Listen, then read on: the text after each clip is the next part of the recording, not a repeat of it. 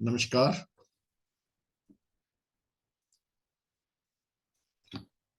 मैं आप सभी को इस प्रमोशन टेस्ट की गाइडेंस के लिए, कोचिंग के लिए क्लास में आप सबका स्वागत करता हूं और विश करता हूं आप सबको कि आपको सक्सेस मिले, कामयाबी मिले, आप सभी फ्लाइंग कलरिंग में पास हों। ये फ्री क्लास डेली चला करेगी। इवनिंग में टाइमिंग थोड़ा बहुत चेंज हो सकता है, कभी 3 घंटे, कभी 2.5 घंटे या कभी 2 घंटे। एग्जाम तक कोशिश करेंगे इसको डेली चलाने की। कोशिश ये भी करेंगे कि इसमें पूरा सिलेबस कवर किया जाए। जो बेसिकली इसमें एक्सटर्नल का सिलेबस कवर करेंगे हम, इंटरनल इसमें हम कवर नहीं कर पाएंगे इस वक्त due to positive of time. जो भी external guideline, reserve bank guideline, जो government guideline, different scheme, different government scheme, different banking related news, वो सब हम इसमें कवर करेंगे। एक्सटर्नल का पूरा सिलेबस कवर करेंगे। आमतौर पर देखने में आया है तकरीबन 60% के करीब, एटलीस्ट मिनिमम 60% के करीब एक्सटर्नल से आता है। 40% के बेस करीब इंटरनल में आता रहा है पास्ट में। इस बार कुछ कह नहीं सकते क्या ट्रेंड होगा। एक्सटर्नल का सिलेबस हम कोशिश करेंगे सारा कवर करने की। डेली इसमें मेरी आप सबसे रिक्वेस्ट है कि आप पार्टिसिपेट करें और साथ में अपना कोई क्वेश्चन हो नीचे कमेंट सेक्शन में जरूर देते रहें। आपके जो क्वेश्चन के आंसर हैं वो नेक्स्ट डे, सबसे पहले मैं नेक्स्ट डे का क्लास शुरू होने से पहले आज के 2 सेशन होंगे, दोनों सेशन के क्वेश्चन आंसर कल जो पहला सेशन होगा शुरू में, उसमें पहले आंसर दिए जाएंगे, फिर सेशन स्टार्ट होगा। तो कोशिश करें इसको लाइव और लाइवली बनाने की, पार्टिसिपेटिव बनाने की। आज हम सबसे पहले लेटेस्ट न्यूज से चर्चा करेंगे। लेटेस्ट फाइनेंशियल न्यूज या लेटेस्ट आरबीआई गाइडलाइन, बिल्कुल लेटेस्ट जो आई हुई है, जो कहीं और अवेलेबल नहीं है। इंडियन इकोनॉमी, आपको मालूम होगा कि इंडियन इकोनॉमी ने यूएस इकोनॉमी को बीट करके 5th largest economy in terms of GDP बन गई है इंडिया।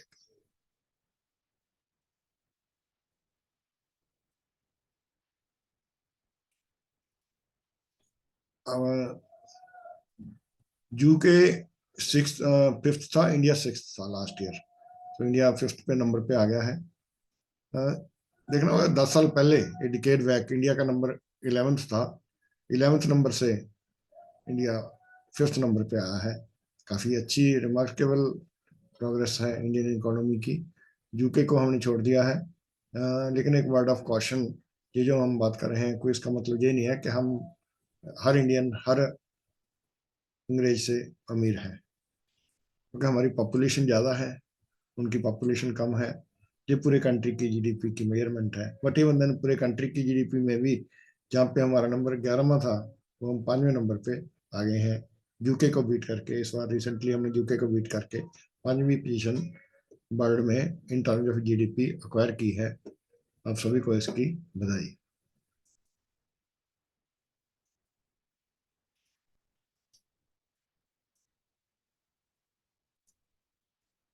इंडिया वर्ल्ड की सेकंड लार्जेस्ट इकोनॉमी बन जाएगी 2050 तक।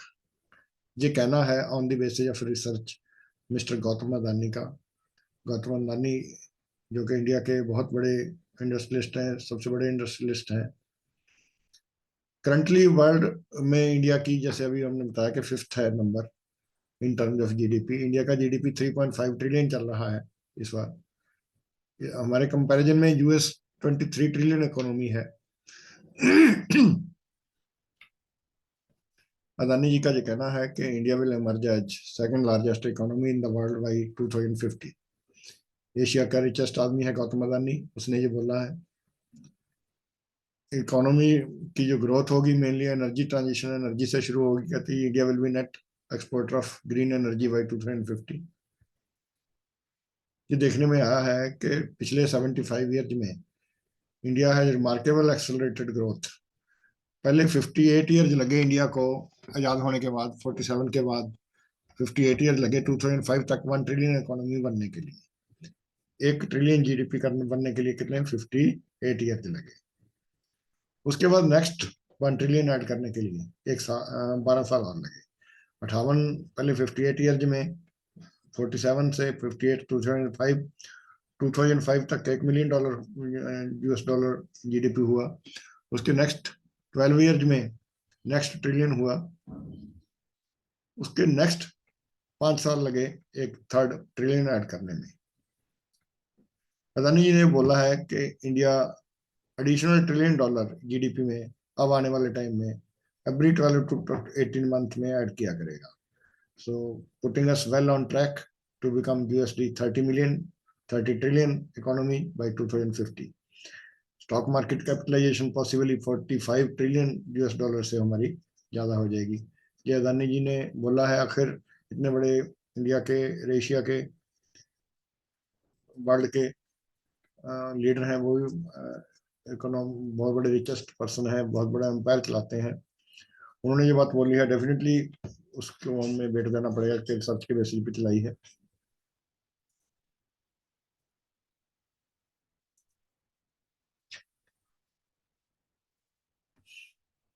अभी रिसेंटली एक nationalised banks management and miscellaneous provision amendment act scheme 2022 आई है, जिसमें MD, CEO एंड EDG का टर्नओवर बढ़ाकर 5 साल से 10 साल का किया गया है। ये नोटिफिकेशन 17 नवंबर 2022 को आया। पहले 5 साल का टर्नओवर था, बेसिकली टैलेंट को रिटेन करने के लिए ये गवर्नमेंट ऑफ इंडिया ने किया है। देखने में आया कि जो हमारे एग्जीक्यूटिव डायरेक्टर पहले तो 50 के बाद ही नॉर्मली होते थे, आजकल जितने भी ED जा रहे हैं 50 से नीचे के जा रहे हैं। नॉर्मली तो 3 साल बाद नंबर आ जाता है MD का, 3 बाद या 4 बाद। 3 साल बाद MD बन गया 53 पे। MD का टेन्योर 5 ईयर था, 58 पे उसको रिटायर होना पड़ता था। तो उसको भी प्रीमेच्योर रिटायरमेंट हो जाती थी और इंडस्ट्री भी टैलेंट से वंचित रह जाती थी। उनकी जो इतना एक्सपीरियंस, वास्ट एक्सपीरियंस था, उससे वंचित रह जाती थी। इसलिए ये अमेंडमेंट की गई है कि उनका टेन्योर 5 ईयर से बढ़ाकर 10 ईयर और 60 year of age whichever is earlier किया गया है। फ्रेंड, आपको मालूम होगा कि इंडिया G20 का प्रेसिडेंट बन गया है। G20 क्या है? बेसिकली ग्रुप ऑफ 20 क्या है? इंटर गवर्नमेंटल फोरम है comprising 19 countries and European union. It works to address major issues relating to global economy such as international financial stability, climate change mitigation and sustainable development. So basically क्या है कि दुनिया के जितने भी economically whose who of, मुझे ये कह लो कि इकोनॉमिकली वेल ऑफ कंट्रीज हैं, तो जिनकी कोई वर्ल्ड इकोनॉमी में कोई वैल्यू है, वो सभी तकरीबन इसके मेंबर हैं। सभी जो यूरोपियन यूनियन इसकी मेंबर है, 19 कंट्री और हैं। इस समय इंडोनेशिया इसका प्रेसिडेंट था। इंडिया बन गया है प्रेसिडेंट। इंडोनेशिया से इंडिया में ये प्रेसिडेंसी आई है। फ्रेंड्स, इंडिया में सबसे highest net profit earning company कौन सी है? सभी शायद रिलायंस का या अदानी की कंपनी का नाम लेंगे, लेकिन खुशी होगी आपको कि हाईएस्ट प्रॉफिट अर्निंग कंपनी एक बैंक है, state Bank of India. Q2 यानी कि सितंबर 2020 के जो रिजल्ट्स आए, उसके बेसिस पे रिलायंस इंडस्ट्री को पीछे पीछे छोड़कर स्टेट बैंक ऑफ इंडिया ने 14,752 करोड़ रुपए का प्रॉफिट कमाया, नेट प्रॉफिट कमाया। रिलायंस इंडस्ट्री का 13,656 करोड़ रुपए था। तो रिलायंस इंडस्ट्री से भी प्रॉफिट ऊपर करके state Bank of India number 1 पे आ गई है इंडिया में in terms of net profit Q2 में। ये एक मतलब मेरे ख्याल से काफी इम्पोर्टेंट बैंकिंग न्यूज है या इंडस्ट्री की न्यूज है, जिसकी काफी चर्चा हुई। NCGTC जो national credit guarantee trust company है, उसके क्लेम जो आए हुए आते हैं, क्लेम आता है। ये क्या है? NCGTC इंश्योरेंस कंपनी है, बेसिकली बैंक लोन का इंश्योरेंस करती है। मुझे कहो, जब कोई अकाउंट बैड हो जाता है तो हमें इससे क्लेम मिलता है। वो क्लेम जब तक अकाउंट में एडजस्ट नहीं किया जाता तब तक हमारे पास डिपॉजिट की फॉर्म में कह लो या लायबिलिटी साइड पे पड़ा रहता है। लेकिन ये for the purpose of computation of NDTL for cash reserve ratio and SLR statutory liquidity ratio, इनकी कैलकुलेशन करते समय जो NDTL का, क्योंकि CRR और SLR एक क्या होती हैं? बेसिकली CRR क्या है?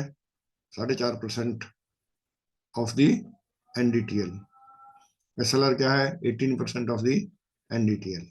NDTL क्या है? Net demand and time liability. इसकी कैलकुलेशन करने का तरीका दिया गया है। इसकी कैलकुलेशन करते समय जो NCGTC के क्लेम आए हुए हमारे पास पड़े हैं, अभी अकाउंट में नहीं डाले, वो उसके अंदर ऐड नहीं किए जाएंगे। ये रिजर्व बैंक ने डिसाइड किया है, अक्टूबर 2022 में गाइडलाइंस की इशू की है।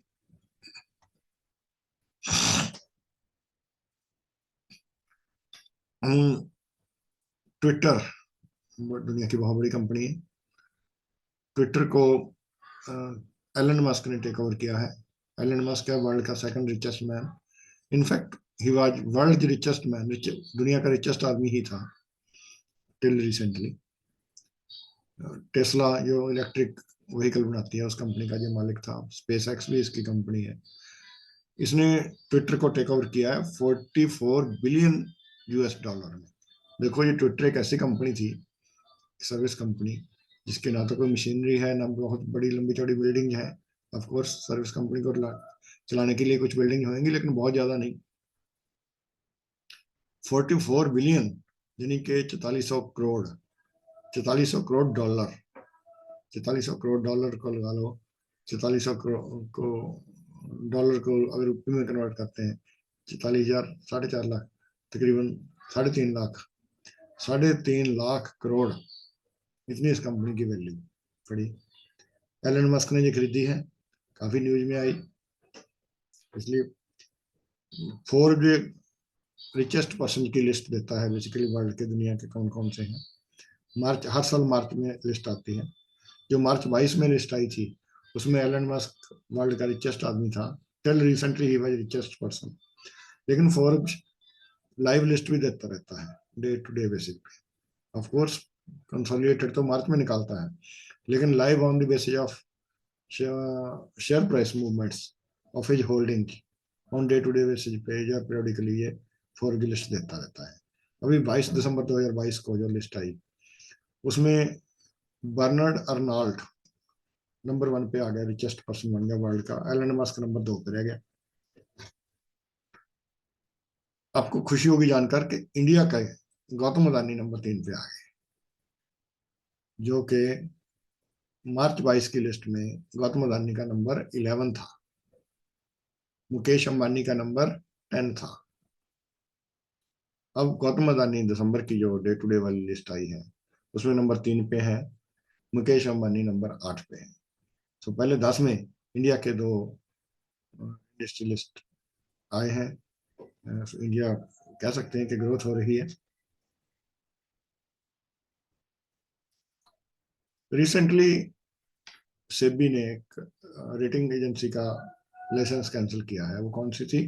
Brickwork rating India private limited, उसका लाइसेंस कैंसिल किया। ये भी एक फाइनेंशियल न्यूज है। इंडिया में ऑयल इंपोर्ट सबसे ज्यादा कहाँ से होते हैं? अभी रिसेंट न्यूज है, ये बिल्कुल चेंज है। स्टडी मटेरियल मैंने, जो मेरा स्टडी मटेरियल है, उसमें नंबर 2 था लिखा हुआ है, उस समय नंबर 2 था, लेकिन अभी रिसेंटली रशिया नंबर 1 पे आ गया है in terms of oil imports. Basically Russia और यूक्रेन की वार के बाद दुनिया में ऑयल की सप्लाई पे बहुत इम्पैक्ट आया, रादर वर्ल्ड इकोनॉमी पे बहुत इम्पैक्ट आया। जो वेस्टर्न कंट्रीज थी, यूरोपियन कंट्रीज थी ज्यादातर, वो रशिया के अगेंस्ट है। यूएस ने रशिया के ऊपर एम्बार्गो लगाया, इकोनॉमिक सैंक्शन लगाई। दुनिया के देशों को बोला गया कि आपने रशिया से तेल नहीं खरीदना, या सामान नहीं खरीदना, या इससे ट्रेड नहीं करना।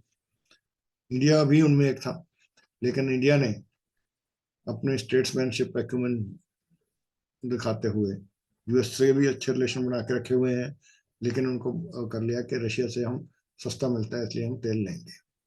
रशिया से हम तेल ले रहे हैं। अच्छा, एक और चीज, यूएसए ने बोल दिया कि जो भी कंपनी या जो भी कंट्री रशिया से तेल लेगी, $60 पर बैरल से ऊपर नहीं लेगी। अगर ऊपर लेंगे तो हम इंश्योरेंस नहीं करेंगे। बेसिकली ज्यादातर दुनिया की जो इंश्योरेंस करते हैं, वेसल्स का ट्रांजिट इंश्योरेंस वगैरह, वो ज्यादातर कंपनी यूएस की हैं। उन्होंने तो कह दिया कि $60 पर बैरल के ऊपर अगर तेल बेचेगा रशिया या कोई कंट्री खरीदेगी तो वो उसका इंश्योरेंस नहीं करेगा। तो $60 से नीचे ही बेच रहा है रशिया, हमें और फायदा हो गया, हमें और सस्ता मिलने लग गया। इस समय Russia has emerged as number 1 in oil imports in India. ये एक काफी इंडिया के लिए रिलीफ की बात है, हमारे लिए एग्जामिनेशन पॉइंट ऑफ व्यू से एक एग्जाम में ये क्वेश्चन बनता है, न्यूज बनती है। SCSS senior citizen saving scheme का एक रेट ऑफ इंटरेस्ट पीछे बढ़ा था, 7.40 से 7.60 हुआ है। कई बार अक्सर क्वेश्चन आए हैं ऐसे, तो सेविंग स्कीम्स के जब भी कोई रेट रिसेंटली चेंज होता है तो एक न्यूज बन जाती है, इसलिए ये 740 से 760 हुआ था, इसलिए मैं इसको कवर कर रहा हूँ यहाँ। तुलसी टांटी चेयरमैन थे सुजलन एनर्जी के। सुजलन एनर्जी एक कंपनी है जिसने पायनियर किया विंड एनर्जी को इंडिया में। उनकी पीछे डेथ हो गई at the age of 63 due to heart attack. India की विंड एनर्जी के पायनियर होने के कारण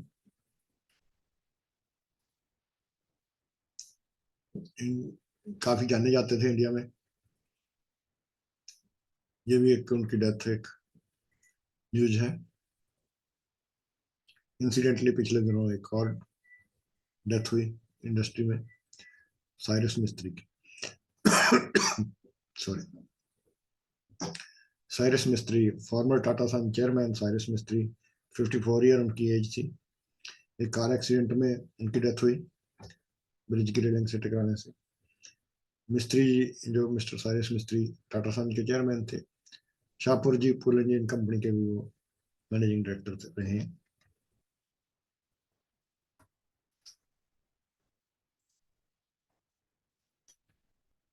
अच्छा, एक जब कोई कंपनी या कोई NBFC या कोई भी बैंक से लोन लेते हैं तो एक्सटर्नल रेटिंग करवानी पड़ती है उनको। एक्सटर्नल रेटिंग किससे करवाते हैं? जो सेबी द्वारा रिकॉग्नाइज्ड रेटिंग कंपनी है। जैसे पीछे मैंने कवर किया था कि रेटिंग कंपनी में से एक रेटिंग कंपनी ब्रिकवर्क का लाइसेंस कैंसिल कर दिया था रिसेंटली सेबी ने। इनसे रेटिंग करवानी पड़ती है, हर बैंक का अपनी थ्रेशोल्ड वैल्यू है कि इसके ऊपर करवानी पड़ती है। पंजाब नेशनल बैंक की गाइडलाइन जो है वो है 25 करोड़ से ऊपर की कोई भी एक्सपोजर लेना है तो रेटिंग करवानी पड़ती है। RBI ने एक गाइडलाइन इशू की है, जो भी रेटिंग रिपोर्ट होगी उसके अंदर उस बैंक का, जिस बैंक का लोन है उसका नाम भी मेंशन होगा, अदरवाइज उसको अनरेटेड माना जाएगा। रिस्क वेट अनरेटेड वाले लगेंगे। रिस्क वेटिंग वेट पता क्या होते हैं? देखिए डिटेल में तो हम कैपिटल एडिक्वेसी जब चैप्टर करेंगे तो उसमें इसकी चर्चा करेंगे। ये कह लो कि जो हमने लोन देते हैं, हम एक लोन को, 100 रुपए के लोन को, अगर उसका रिस्क वेट 100 है, 100% है तो उसको 100 ही काउंट होता है। लेकिन अगर उसका रिस्क वेट 50 है तो उसको लोन 100 का दे दिया, 50 काउंट होगा for the purpose of capital adequacy, क्योंकि capital adequacy risk weight assets के ऊपर होती है। किसी का रिस्क वेट 150% है तो 100 लोन दिया तो उसको 6 लोन 100 दिया तो 150 काउंट होगा कैपिटल एडिक्वेसी पर्पज के लिए। जो रेटिंग रिपोर्ट होगी उसमें के अंदर बैंक का नाम मैंडेटरी होगा। ये क्यों करना पड़ा बेसिकली, इस तरह की गाइडलाइन का क्या रेलेवेंस है? कुछ कंपनी स्पेशली NBFC क्या करती है, उस जो वहाँ तो कंसोर्शियम है, वहाँ तो रेटिंग रिपोर्ट में के अंदर सभी कंसोर्शियम के पूरे PVF का, पूरी फैसिलिटी का मेंशन होता है कि इतनी फैसिलिटी की ये रेटिंग है।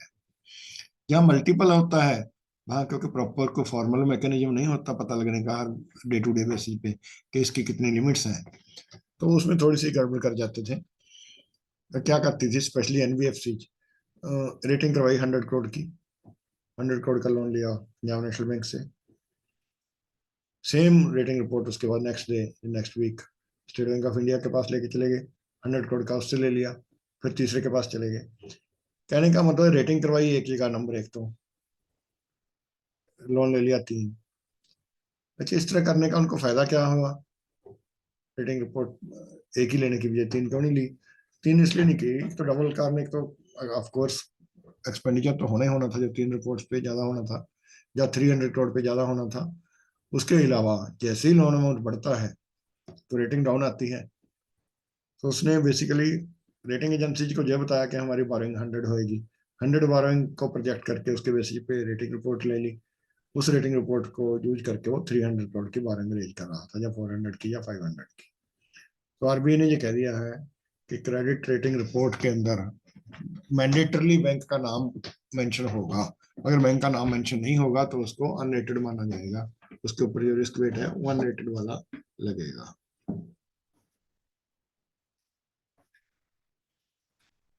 क्रेडिट गारंटी स्कीम है जो डिफरेंट ट्रस्ट की, सीजीटीएमएससी की या एनसीजीटीसी की, जहां पे वो कहते हैं ये लिखा हुआ है। कई बार क्या होता है कुछ स्कीम में है कि थ्री पहला 5% या पहला 10% लॉस बैंक का होगा, first loss of the option by member lending institution की होगी। ये कैप रख दिया कि overall 60%, maximum of 2 lakh, 5 lakh, 10 lakh, कोई अमाउंट रख दिया भाई, इतने से ऊपर इतने परसेंटेज कवर मिलेगा, इतने अमाउंट तक मिलेगा। एक रिजर्व बैंक ने बोला है कि जो जीरो रिस्क वेट होता है बेसिकली, जो अमाउंट जो लोन एनसीजीटीसी या सीजीटीएमएससी द्वारा गारंटेड होता है उसके ऊपर रिस्क वेट जीरो काउंट किया जाता है। वो कहते हैं जीरो रिस्क वेट सिर्फ उसी पोर्शन पे किया जाएगा जितना परमिसिबल क्लेम है, बाकी अमाउंट पे नॉर्मल जो एप्लीकेबल रिस्क वेट है वो लगेगा। ये रिजर्व बैंक ने रिसेंटली गाइडलाइन इशू की है। साथ में ये भी बोला है रिजर्व बैंक ने कि जो ट्रस्ट के फंड हैं सीजीटीएमएससी वगैरह, कोई जो भी ट्रस्ट फंड स्कीम लॉन्च करेंगे, अगर 0% रिस्क वेट के लिए उसको एलिजिबल करवाना है अपनी स्कीम को, तो वो ये प्रोवाइड करेंगे कि एलिजिबल क्रेडिट गारंटी के क्लेम है जो within 30 days from the date of lodgement वो पे करेंगे, और lodgement within 60 days from the date of default permit की जाएगी। बहुत ज़्यादा लंबा चौड़ा समय इसमें लॉक इन पीरियड नहीं होना चाहिए। और ये आरबीआई ने डायरेक्शन दिया है कि रिस्क वेट अगर जीरो करवाना है तो ये कंडीशन उसमें होनी चाहिए, उस सीजीटीएमएससी की स्कीम के अंदर इनबिल्ट होना चाहिए। देखो इसके मद्देनजर सीजीटीएमएससी या एनसीजीटीसी अपनी स्कीम को चेंज करती हैं या नहीं करती, या कैसे करती हैं। अभी जो इसके बेसिस पे शायद स्कीम तो चेंज उन्होंने अभी तक नहीं करी, देखते हैं। लेकिन एक गाइडलाइन आरबीआई की गाइडलाइन है हमारे लिए, ये एक इम्पोर्टेंट हो जाती है इसकी स्टडी कि आरबीआई ने ये गाइडलाइन इशू की है। फ्रेंड, जो foreign currency non resident deposit FCNRB deposits है, इसके रेट कौन फिक्स करता है? बैंक फिक्स करता है। लेकिन किसके बेसिस पे करता है? रेफरेंस रेट्स के ऊपर। रेफरेंस रेट्स कौन प्रोवाइड करता है? पहले प्रोवाइड करता था FEDAI, foreign exchange dealer association of India.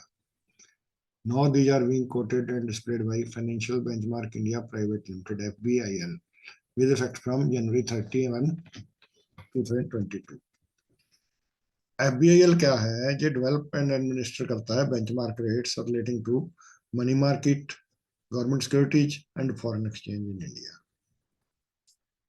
FBIL क्या है? बेसिकली देखने में लगता है प्राइवेट लिमिटेड कंपनी का नाम है, लेकिन प्राइवेट नहीं है इन दैट सेंस। इसका ओनरशिप कौन है? इसका ओनरशिप इसकी है FIMMD, फिडई एंड IBA, तीनों इसके मालिक हैं। FIMMD क्या है? Fix income money market and derivative association of India. FEDAI क्या है? Foreign exchange dealer association of India, जिसमें सभी बैंकर, फॉरेन एक्सचेंज डीलर सभी आ जाते हैं। फिडई मीन्स बेसिकली ऑथराइज डीलर, जितनी foreign exchange dealer association of India उसमें बैंक से आ जाते हैं। आईबीए में तो हाई बैंक्स की एसोसिएशन।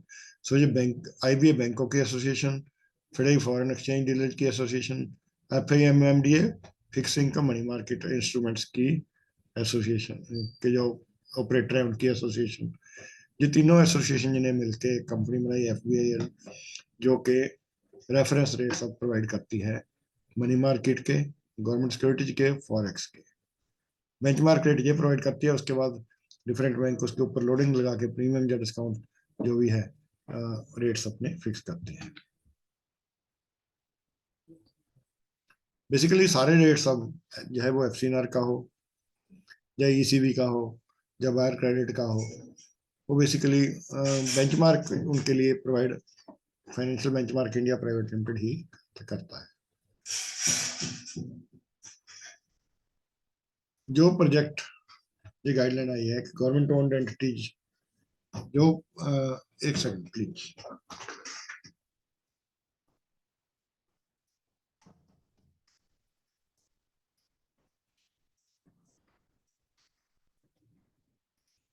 ये गाइडलाइन आरबीआई ने दी है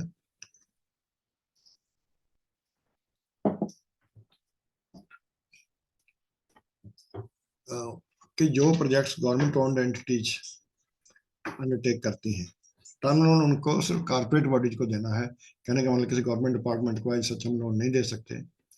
जो वायबिलिटी या बैंकेबिलिटी प्रोजेक्ट की स्टडी करनी है, वो हमें स्टडी करनी है उनके रेवेन्यू स्ट्रीम को देख के, प्रोजेक्ट के रेवेन्यू स्ट्रीम को देखकर, प्रोजेक्ट की डेब्ट सर्विसिंग कैपेबिलिटी को देखकर। ये नहीं है कि ये तो गवर्नमेंट गारंटेड अकाउंट है, दे दो लोन, कोई इशू नहीं है, कोई प्रॉब्लम नहीं है। ये फैक्टर देख के लोन नहीं देना किसी भी ऐसे प्रोजेक्ट को जो गवर्नमेंट द्वारा चलाया जा रहा है। उस प्रोजेक्ट की viability, repayment capacity, revenue stream उससे क्या आएगा, कितना बैंक की इंस्टॉलमेंट बनेगी, रीपे कर पाएगा या नहीं, क्या उसकी डीएससीआर है, ये सारी चीजें देखकर हमने लोन देना है। ना कि ये देखकर ये तो जी गवर्नमेंट गारंटी है, गवर्नमेंट अपने फंड से दे देगी, बजटरी रिसोर्सेज से दे देगी। जो डेट की लोन की repayment, that should not be from budgetary resources. अगर प्रोजेक्ट में ये लिखा हुआ है कि इतना शॉर्टफॉल रहेगा, बजटरी रिसोर्स से आएगा, तो ऐसे केसेस में हम लोन, टर्म लोन नहीं देना गवर्नमेंट एंटिटीज को या गवर्नमेंट डिपार्टमेंट्स को या गवर्नमेंट के प्रोजेक्ट्स को। ये रिजर्व बैंक की गाइडलाइन रिसेंटली आई है। सिस्टेमिकली इंपॉर्टेंट बैंक्स क्या होते हैं? बेसिकली सिस्टेमिकली इंपॉर्टेंट बैंक्स जो सिस्टम में इंपॉर्टेंट है, एक बैंकिंग सिस्टम है, उसके अंदर वैसे तो हर बैंक इंपॉर्टेंट है। का बड़े बैंक है जो, वो ज्यादा इंपॉर्टेंट है, जो बहुत बड़े बैंक है वो बहुत ज्यादा इंपॉर्टेंट है। आरबीआई ने एक सिस्टेमिकली इंपॉर्टेंट बैंक्स डिक्लेयर किया है, तीन बैंकों को।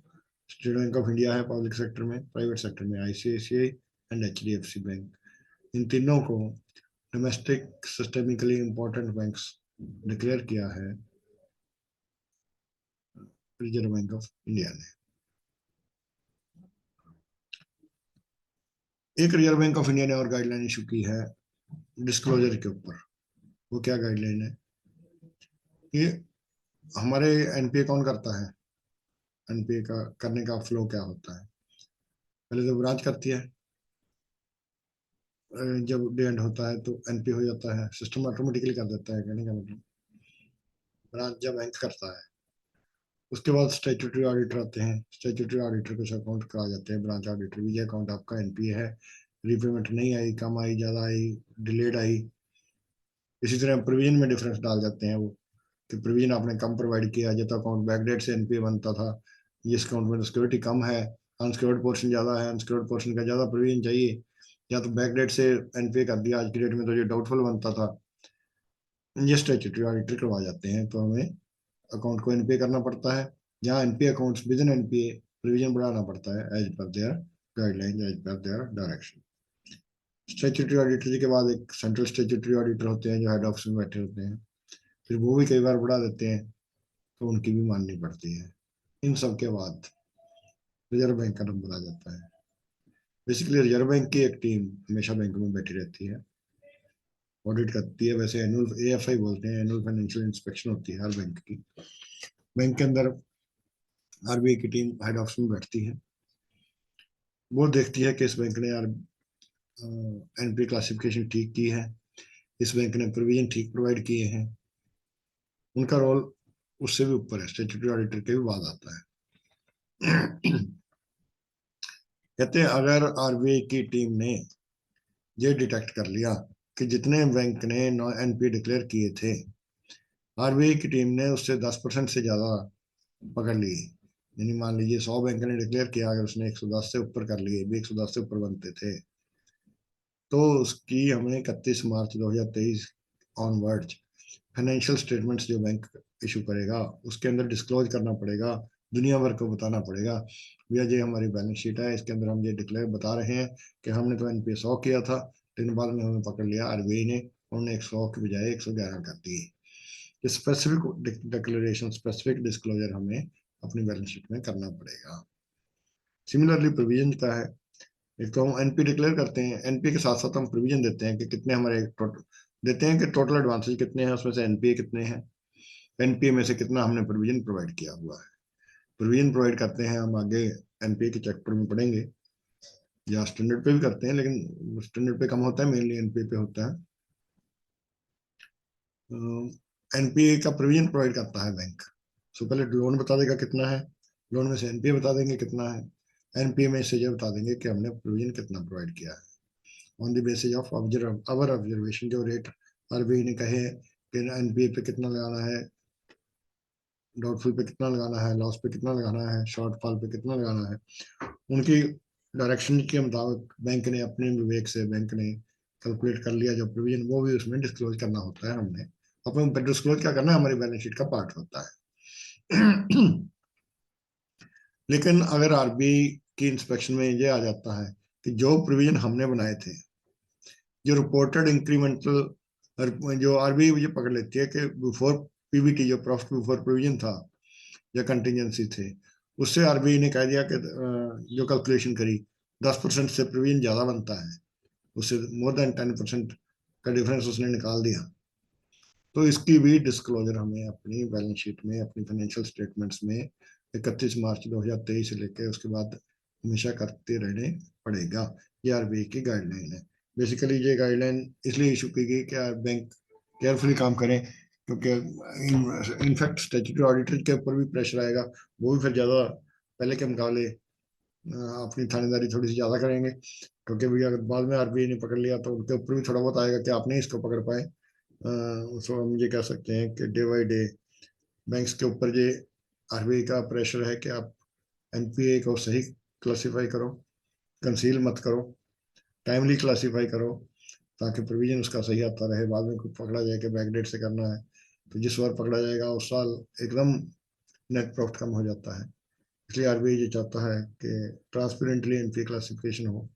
इस ट्रांसपेरेंसी को मजबूत करने के लिए ये आरबीआई ने ये गाइडलाइन इशू की है कि हमें एडिशनल डिस्क्लोजर करना है अगर कहीं डिस्क्रिपेंसी पाई जाती है आरबीआई की इंस्पेक्शन में।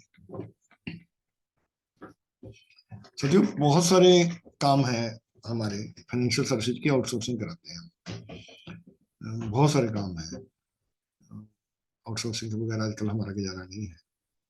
चाहे वो लोन प्रोक्योरमेंट में भी है, रिटेल के लिए कंसल्टेंट्स अपॉइंट करते हैं।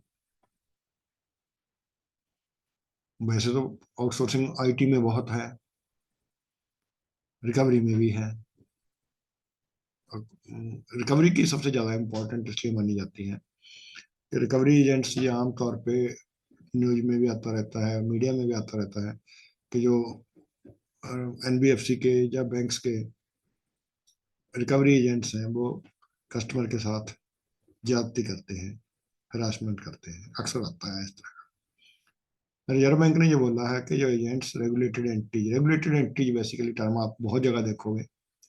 रेगुलेटेड एंटिटी का मतलब कि रिजर्व बैंक ऑफ इंडिया द्वारा रेगुलेटेड है, जिसमें सारे बैंक्स आ जाते हैं, सारी एनबीएफसी आ जाती हैं, भी आ जाती हैं, बैंक्स भी आ जाते हैं, एनबीएफसी भी आ जाती हैं, और बहुत सारी एजेंसीज हैं, बहुत सारी ऑर्गेनाइजेशन हैं जो भी फाइनेंशियल सेक्टर में कहीं ना कहीं रिलेटेड है, वो जो सर्विस प्रोवाइडर है, वो सारे आरबीआई के दायरे में, आरबीआई की रेगुलेटेड एंटिटी में आ जाते हैं। देखा होगा, ये कहा है रिजर्व बैंक ने कि रेगुलेटेड एंटिटी इंश्योर करेंगे वो खुद या उनके एजेंट किसी तरह की कोई इंटिमिडेशन या हरासमेंट, किसी तरह की वर्बल या फिजिकल, किसी आदमी के से डेट कलेक्शन के एफर्ट में नहीं करेंगे। कोई ऐसा नहीं उसको पब्लिकली ह्यूमिलिएट नहीं करेंगे, उसके उनके फैमिली मेंबर्स की प्राइवेसी को इंट्रूड नहीं करेंगे। ठीक है, उनके रेफर जिन्होंने उनको रेफर किया था या उनके फ्रेंड्स थे उनको नहीं तंग करेंगे, उनको नहीं कंटेक्ट करेंगे, इनअप्रोप्रिएट मैसेज मोबाइल में या सोशल मीडिया में नहीं भेजेंगे, थ्रेटनिंग या एनोनिमस कॉल नहीं करेंगे, बार बार उनको कॉल नहीं करेंगे बार को, या बार को सुबह 8 बजे से पहले या शाम 7 बजे के बाद भी कॉल नहीं करेंगे रिकवरी के लिए, ओवरड्यू लोन की रिकवरी के लिए। फॉल्स और मिसलीडिंग रिप्रेजेंटेशन नहीं देंगे। ये रिजर्व बैंक ने बोला है कि आपके ऊपर भी लागू होता है, आपके रेगुलेट जो एजेंट्स हैं उनके ऊपर भी लागू होता है। इसलिए आप अपने एजेंट्स को अपने कंट्रोल में रखिए, ये रिजर्व बैंक ने रेगुलेटेड एंटिटी इंक्लूडिंग बैंक्स को बोला है। इसमें इंपॉर्टेंट पॉइंट ये आता है कि सुबह 8 बजे से पहले 8 AM to 7 PM, beyond 8 AM सुबह, उससे पहले शाम को 7 बजे के बाद रिकवरी के लिए कॉल नहीं करनी। अनबैंक्ड रूरल सेंटर ये डिफाइन किया गया है। अनबैंक्ड रूरल सेक्टर होता क्या है? टायर 5 और 6 सेंटर में अनबैंक्ड रूरल सेंटर, पहले तो होता क्या है, 5 और 6 टायर, टायर 5 और 6 सेंटर में होता है। टायर 5 सेंटर कौन से होते हैं, टायर 6 सेंटर कौन से होते हैं, टायर 1 सेक्टर सेंटर कौन से होते हैं, ये हम चर्चा इसकी हमारे ड्यूरिंग द कोर्स एक चैप्टर इसके ऊपर भी है, हमारी स्टडी में आएगा, हमारे इस कोर्स में आएगा। पेशेंस रखें, जब वो आएगा तो आपको डिफरेंट टायर्स के क्या डेफिनेशन है वो पता चल जाएगा। फिलहाल आप ये मान लीजिए, याद रख लीजिए कि unbanked rural centre tyre rural basically rural centre में ही होते हैं। टायर 5 और 6 रूरल में आ जाते हैं। Unbanked rural sector tyre and 5 और 6 में वो सेंटर है जहाँ पे कोई भी सीबीएस इनेबल्ड बैंकिंग आउटलेट नहीं है, किसी बैंक की या स्मॉल फाइनेंस बैंक की या पेमेंट बैंक की या आरआरबी की या लोकल एरिया बैंक की या कोऑपरेटिव बैंक की। नेट रिजल्ट ये है कि किसी भी बैंक की, किसी तरह भी बैंक, चाहे वो शेड्यूल्ड कमर्शियल बैंक है या स्मॉल फाइनेंशियल बैंक है या पेमेंट बैंक है या आरआरबी है या लोकल एरिया बैंक है या कोऑपरेटिव बैंक है, इनमें से किसी की भी कोई ब्रांच अगर उस गांव में नहीं है तो उसको अनबैंक्ड रूरल एरिया यूआरसी बोला गया है। वही सिर्फ डेफिनेशन दे रहा हूँ मैं, काफी गाइडलाइन है कि उसमें क्या क्या करना है, करने के लिए ऐसी जगह पे बैंकिंग ब्रांचें खोलने के लिए कुछ इंसेंटिव भी हैं। लेकिन फिलहाल डेफिनेशन की बात कर रहे हैं हम कि अनबैंक्ड रूरल सेंटर की डेफिनेशन क्या है। भारत बिल पेमेंट सिस्टम ये क्या है? भारत बिल पेमेंट सिस्टम क्या है? बेसिकली आपने देखा होगा कि एनपीसीआई का यूपीआई आया। यूपीआई आने के बाद पेमेंट्स इतनी इजी होगी, इतनी इजी हुई, देखो रादर मैं तो आपके बारे में मैं नहीं जानता, मैं तो जब से यूपीआई आया है क्रेडिट कार्ड यूज करना छोड़ दिया। तो क्रेडिट कार्ड में क्या था, या तो नंबर याद रखो सारे, या क्रेडिट कार्ड निकालो बार बार, उसमें पूरे का पूरा 16 डिजिट का credit card account number feed करो, फिर अपना सीवीवी फीड करो, फिर उसको क्लिक करो कि एसएमएस भेज दे, फिर वो एसएमएस के फॉर्म में ओटीपी आता था, ओटीपी से वहां से लेके फिर वहां फीड करते थे। इसमें टाइम लग जाता था, एफर्ट भी लगती थी, टाइम भी लगता था, एनर्जी भी लगती थी। यूपीआई का सिस्टम क्या है, आपने अपने मोबाइल से पेमेंट कर रहे हो, पेमेंट कर दी, यूपीआई लिखा, अपनी यूपीआई आईडी वहीं पे लिखी, उसी मोबाइल में आपके पास आपको साथ के साथ मैसेज आ जाता है, आपको अपनी यूपीआई ऐप खोलते हैं, वहां पे अप्रूव कर देते हैं। अप्रूव करते ही वो इतनी फास्ट है, इतनी फास्ट है, इंस्टेंटेनियसली पेमेंट हो जाती है, आपका काम बिल का काम निपट जाता है। सो जैसे यूपीआई एक रेवोल्यूशन लेके आया पेमेंट सिस्टम में, पेमेंट इकोसिस्टम में,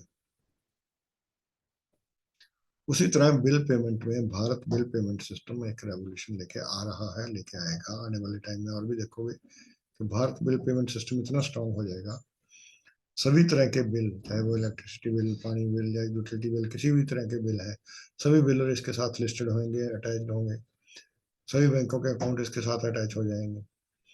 इस फोरम से, इस सिस्टम से कोई भी बिल पे करना बहुत ही आसान हो जाएगा, आने वाले टाइम में ये हो जाएगा, ये शुरू हो चुका है। जो एनआरआई हैं उनको फैसिलिटेट करने के लिए कि अपने बच्चों की फीस देनी है, चाहे उन्हें बिल पेमेंट करनी है अपनी फैमिली की इंडिया में, भारत बिल पेमेंट सिस्टम को क्रॉस बॉर्डर इनवर्ड पेमेंट्स के लिए इनेबल किया है। ये किया जा रहा है, कर दिया गया है, प्रपोज किया गया है, इट इज प्रपोज। इससे बिल किसी भी बिलर जो ऑन बोर्डेड है उसको बेनिफिट हो जाएगा कि नॉन रेजिडेंट इंडियन से भी पेमेंट मिल सका करेगी।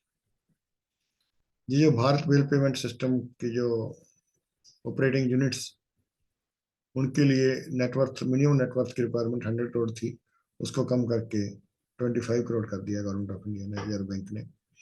तो भारत बिल पेमेंट सिस्टम के लिए दो क्वेश्चन बनते हैं। एक तो उनकी नेटवर्थ की रिक्वायरमेंट क्या है, 100 करोड़ सी पहले जो 25 करोड़ होगी है। एक रिसेंट चेंज और क्या किया है इन्होंने, एनआरआई को इनेबल किया है, क्रॉस बॉर्डर पेमेंट्स को एनआरआई को फैसिलिटेट करने के लिए cross border bill payments, utility payments को इनेबल किया है in Bharat bill payment system. Basically बहुत सारी न्यूज आती हैं डेली, कई डेली कॉलम कई साथियों ने, कई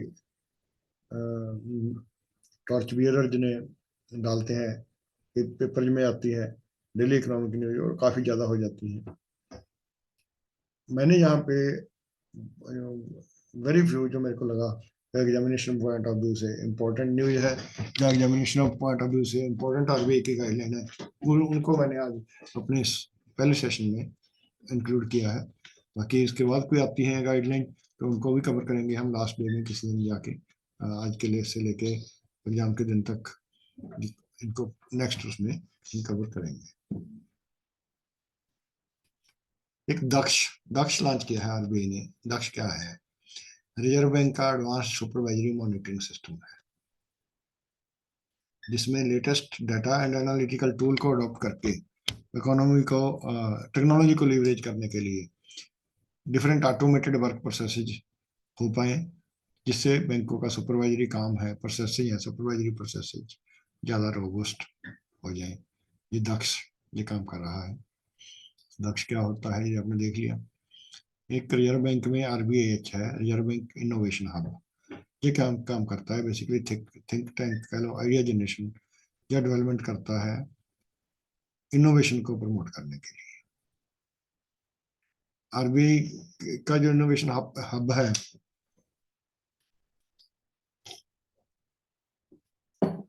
इन association with RBI currently undertake कर रहा है several important projects like improvements in KYC process and digitalisation of rural finance. अभी हम बात कर रहे थे आरबीआई इनोवेशन हब की, कि वो केवाईसी प्रोसेस को या रूरल फाइनेंस को डिजिटलाइज करने में काम कर रहा है। जो केसीसी है इसको भी फुल्ली डिजिटलाइज करने का रिजर्व बैंक का इरादा है। रिजर्व बैंक की ये कह लो एजेंडा में, रिजर्व बैंक के एजेंडा पे है कि इसको फास्टली डिजिटलाइज करना है। इसके लिए पायलट प्रोजेक्ट्स लॉन्च किए गए हैं मध्य प्रदेश और तमिलनाडु से। पायलट प्रोजेक्ट्स का क्या है, पायलट प्रोजेक्ट्स में क्या होगा कि different processes with in banks जो है वो इंटीग्रेट हो जाए अपनी प्रोसेसेज क्रेडिट रेटिंग एजेंसीज से, और सैटेलाइट डाटा जो गवर्नमेंट ऑफ इंडिया का जहाँ कोई डिफरेंट एजेंसी जो डाटा मेंटेन करती हैं उनके पास से सैटेलाइट डाटा लेंगे फार्मर की लैंड होल्डिंग का, लैंड होल्डिंग में लैंड के अंदर क्या कल्टीवेट किया जा रहा है। देखो एक बहुत बड़ी बात है, अब ये तो नहीं कह सकते कि पता नहीं होगा या नहीं होगा, क्योंकि इंडिया में हमने देखा बहुत सारी चीजें लगता था नहीं हो सकती, हो गई। इतनी डिजिटलाइजेशन का भी सोचा नहीं था कि हो जाएगी। डिजिटलाइजेशन से पहले जो साथी हमारी एज के, हमारी जनरेशन के हैं, सीबीएस हुआ मेरे याद है। Incidentally I was also the pioneer member of implementation team in our bank. जब सीबीएस इम्प्लीमेंटेशन शुरू हुई 2002 में शुरू हुई थी, सबसे पहले एक एक करके 7 ब्रांचें सीबीएस में माइग्रेट की गई थी। इन्फोसिस में ट्रेनिंग हुई थी, मैं भी इन्फोसिस में 2 महीने की ट्रेनिंग लेने वाले स्टार्टिंग के कुछ एम्प्लॉयज में एक था।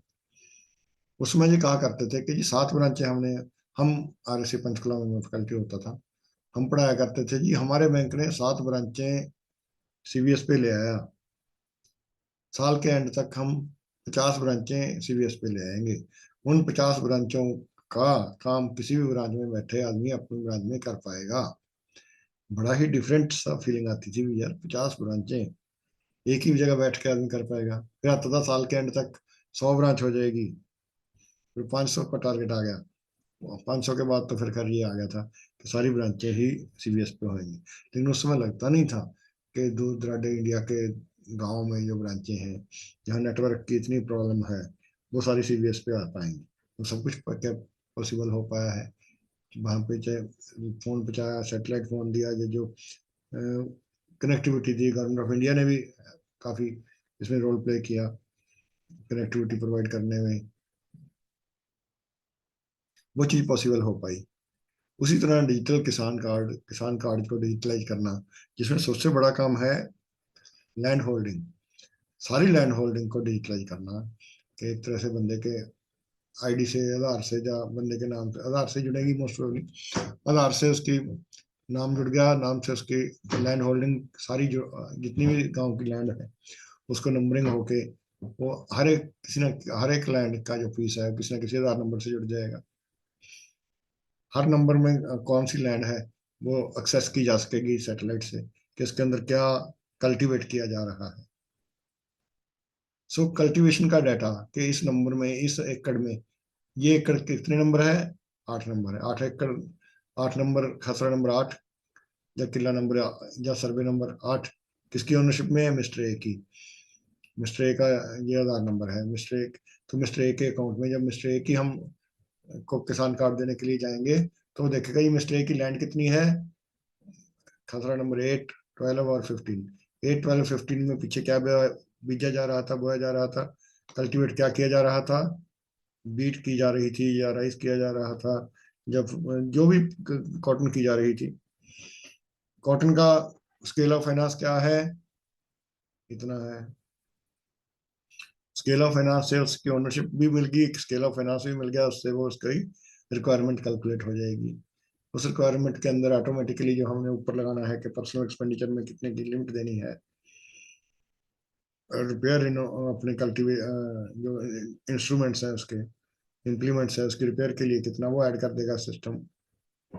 सिस्टम अपने आप उसकी लिमिट बना देगा, अपने आप सिस्टम कर लेगा कि नेक्स्ट ईयर 10% इंक्रीज देनी है, उससे अगले साल 10 और देना है, फिर 5 साल तक 10 देते रहना है।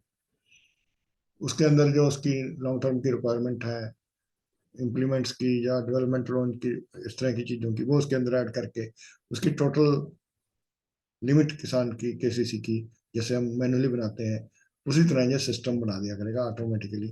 एक तरह से बहुत ही फास्ट काम हो जाएगा, डॉक्यूमेंटेशन प्रोसेस भी सिंपल होएगी, कस्टमर को, फार्मर को भी बैंक में कम से कम आना पड़ेगा, बाकी टाइम बताएगा।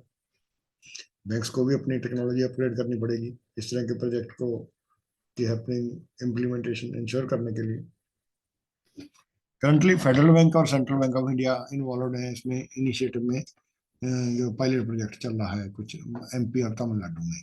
बेसिकली बेसिकली दो बैंक उन्होंने लिए हैं, फेडरल बैंक तमिलनाडु में काफ़ी है, मध्य प्रदेश में सेंट्रल बैंक है, इसलिए वहाँ के बैंक ले लिए जो एक तरह से फैसिलिटेट कर सकेंगे उनके इस पायलट प्रोजेक्ट। स्टेट गवर्नमेंट्स को भी इसमें काफ़ी रोल प्ले करना पड़ेगा कि अपने डिजिटल रिकॉर्ड को डिजिटलाइज करना पड़ेगा, लैंड रिकॉर्ड को डिजिटलाइज करके उनको प्रोसेस जो वेरिफिकेशन की टाइटल की वो स्मूथली हो जाए। देखो आने वाले टाइम में हो सकता है टाइटल वेरिफिकेशन, ये भी पॉसिबल है कि आने वाले टाइम में हमें बहुत ज़्यादा फील्ड विजिट्स भी शायद कम करनी पड़े, क्योंकि कल्टीवेशन का डाटा तो वहां से मिल जाएगा। ऑफ कोर्स एक्चुअल पोजीशन किसकी है, उसकी है या नहीं है, फिजिकल तो शायद पूरी तरह हम इसको एक्सक्लूड नहीं कर पाएंगे फिजिकल विजिट्स को तो, लेकिन डिजिटल किसान कार्ड मतलब डिजिटलाइज हो रहा है केसीसी का सिस्टम, ये हमारे लिए एक इम्पोर्टेंट एस्पेक्ट है, हमारे जानने के लिए, न्यूज के लिए, हमारे लिए एग्जामिनेशन पॉइंट ऑफ व्यू के लिए भी, कि कैसे हो रहा है, क्या क्या हो रहा है। सेंट्रल बैंक डिजिटल करेंसी, इसके बारे में भी रिसेंटली आपने बहुत रिसेंटली न्यूज में सुना होगा। अभी क्या है, बिटकॉइन, लाइटकॉइन, चाइना कॉइन वगैरह कुछ डिजिटल करेंसी है, बिटकॉइन सबसे ज्यादा चलता है। इनकी ऑथेंटिसिटी या वैल्यू प्रूवन नहीं है, मतलब शेयर की तरह इसके रेट बढ़ते कम होते रहते हैं, लेकिन कोई अंडरलाइन क्या है, बेसिकली जैसे म्यूचुअल फंड यूनिट होता है उसके अंडरलाइन यूनिट्स होते हैं, पता लगता है। लेकिन अभी आज से तकरीबन 20-25 साल पहले एक जो बबल आया था स्टॉक मार्केट में, आप में से जो उसमें इन्वेस्ट करते थे, मास्टर शेयर, या यूटीए का होता था, यूटीए का मास्टर गेन एक स्कीम आई थी, स्कीम अभी लॉन्च हुई, 10 रुपए उसकी एनपीवी थी, इसका रेट 75 रुपीज तक हो गया था। मास्टर प्लस का, शायद मास्टर प्लस का, एक मास्टर प्लस होता था, एक मास्टर गेन, ये यूनिट्स होती थी। जॉर्बिडेंट रेट हो गए, उससे काफी लोग जो भोले भाले लोग थे उन्होंने इन्वेस्ट किया, उनको लॉस हुआ। अल्टीमेटली प्राइस उसकी यूनिट्स की, जो उसकी एनएवी थी, नेट एसेट वैल्यू, उस पे आनी थी। इसी तरह बिटकॉइन, जिसकी कोई अंडरलाइंग वैल्यू नहीं है, रियल तो बेसिकली कुछ डिफाइंड ही नहीं है, सब कुछ स्पेकुलेटिव है। रिजर्व बैंक के गवर्नर हैं जो मिस्टर शक्तिकांता दास, कई बार कह चुके हैं कि, अभी रिसेंटली लास्ट वीक उनका एक, मैं पढ़ रहा था पिछले परसों जो चौथ की बात है, कि नेक्स्ट बहुत बड़ा बबल कह लो, बस्ट होगा, जो होगा डिजिटल करेंसी का, जो भारतीय है। इसको मद्देनजर रखते हुए देखा गया कि लोगों की जरूरत तो है डिजिटल करेंसी की, एक्सेप्टेबिलिटी, अडेप्टेबिलिटी, इसलिए रिजर्व बैंक ने अपनी एक डिजिटल करेंसी, सीबीडीसी जैसे बोल रहा है, central bank digital currency launch कर रहा है, कर दिया है रादर। आरबीआई का पहले कंसेप्ट नोट आया था, जिसमें कई कंसिडरेशन थी, क्या टेक्नोलॉजी होगी, क्या डिजाइन होएगा, कैसे कैसे यूज होगा। 1 नवंबर 2022 से पायलट प्रोजेक्ट पहला इंडिया का होलसेल सेगमेंट में शुरू किया गया, ई रूपी डब्ल्यू, ये जो सिंगल है, ई, ये सिंबल,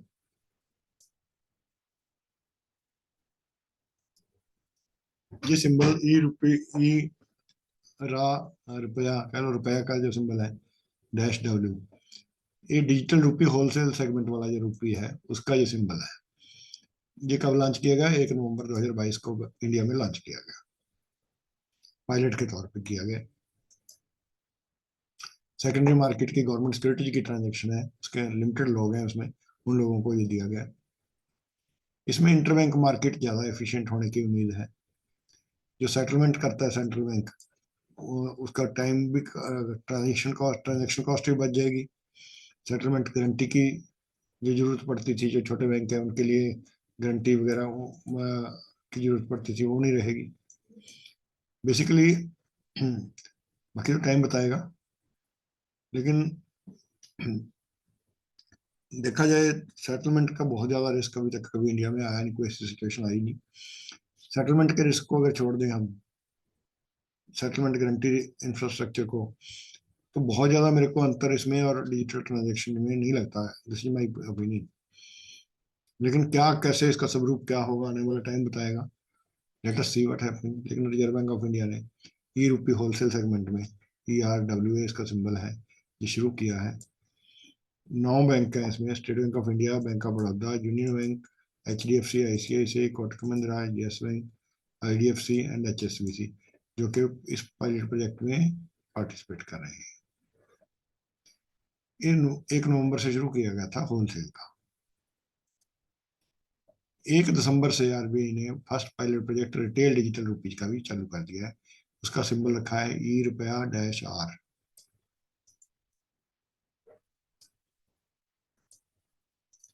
ये इसका सिंबल है, रिटेल डिजिटल रुपी का। 1 दिसंबर 2022 से शुरू हुआ है, सिलेक्ट लोकेशन पे किया गया है। पहले 4 सिटीज में शुरू किया है, Delhi, Mumbai, Delhi, Bengaluru and Bhubaneswar.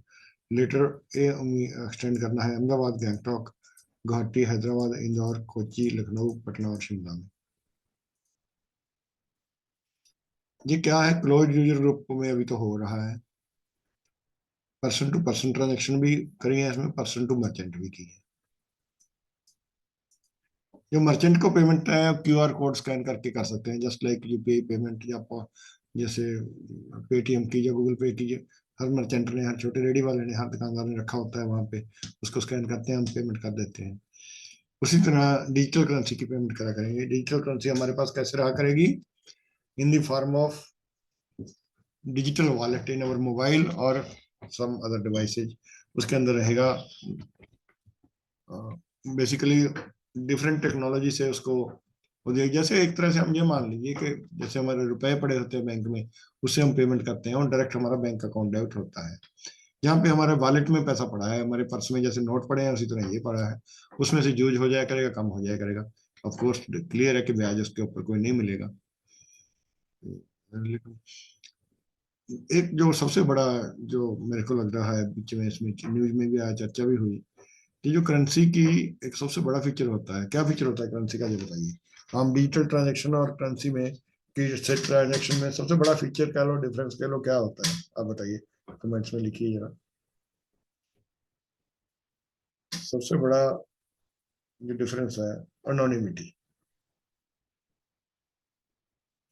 Anonymity basically, cash हमने दे दिया किसी को, उसके बाद ये नहीं पता लगता कि ये नोट किसने दिया है, कहाँ से आया है, कौन बंदा पेमेंट करके सामान खरीद के ले गया, जो कैश परचेज करके ले जाता है, कि पैसा उसका 1 नंबर का था, 2 नंबर का था, चोरी का था, किसका था।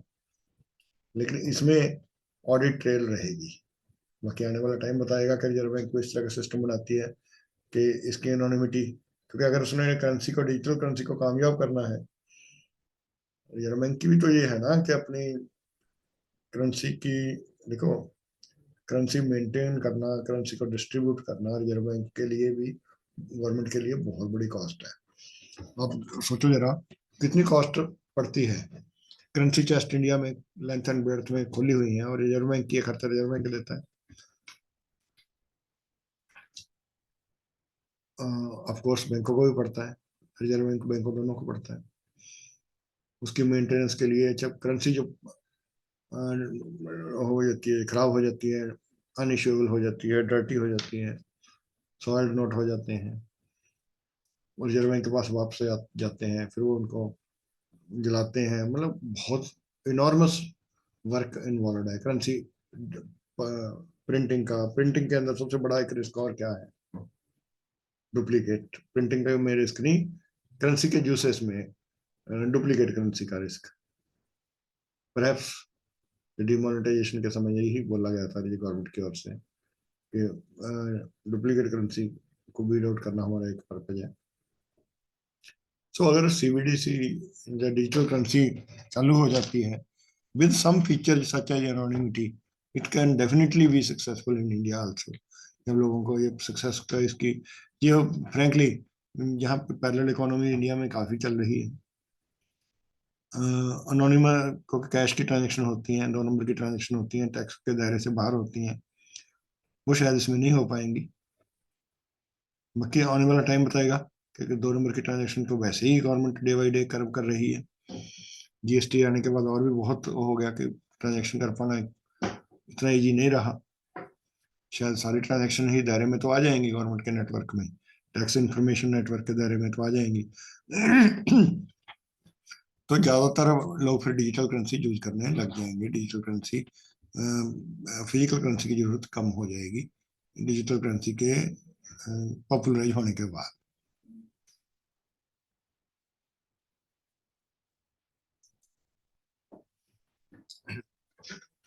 रिजर्व बैंक की एक गाइडलाइन आई है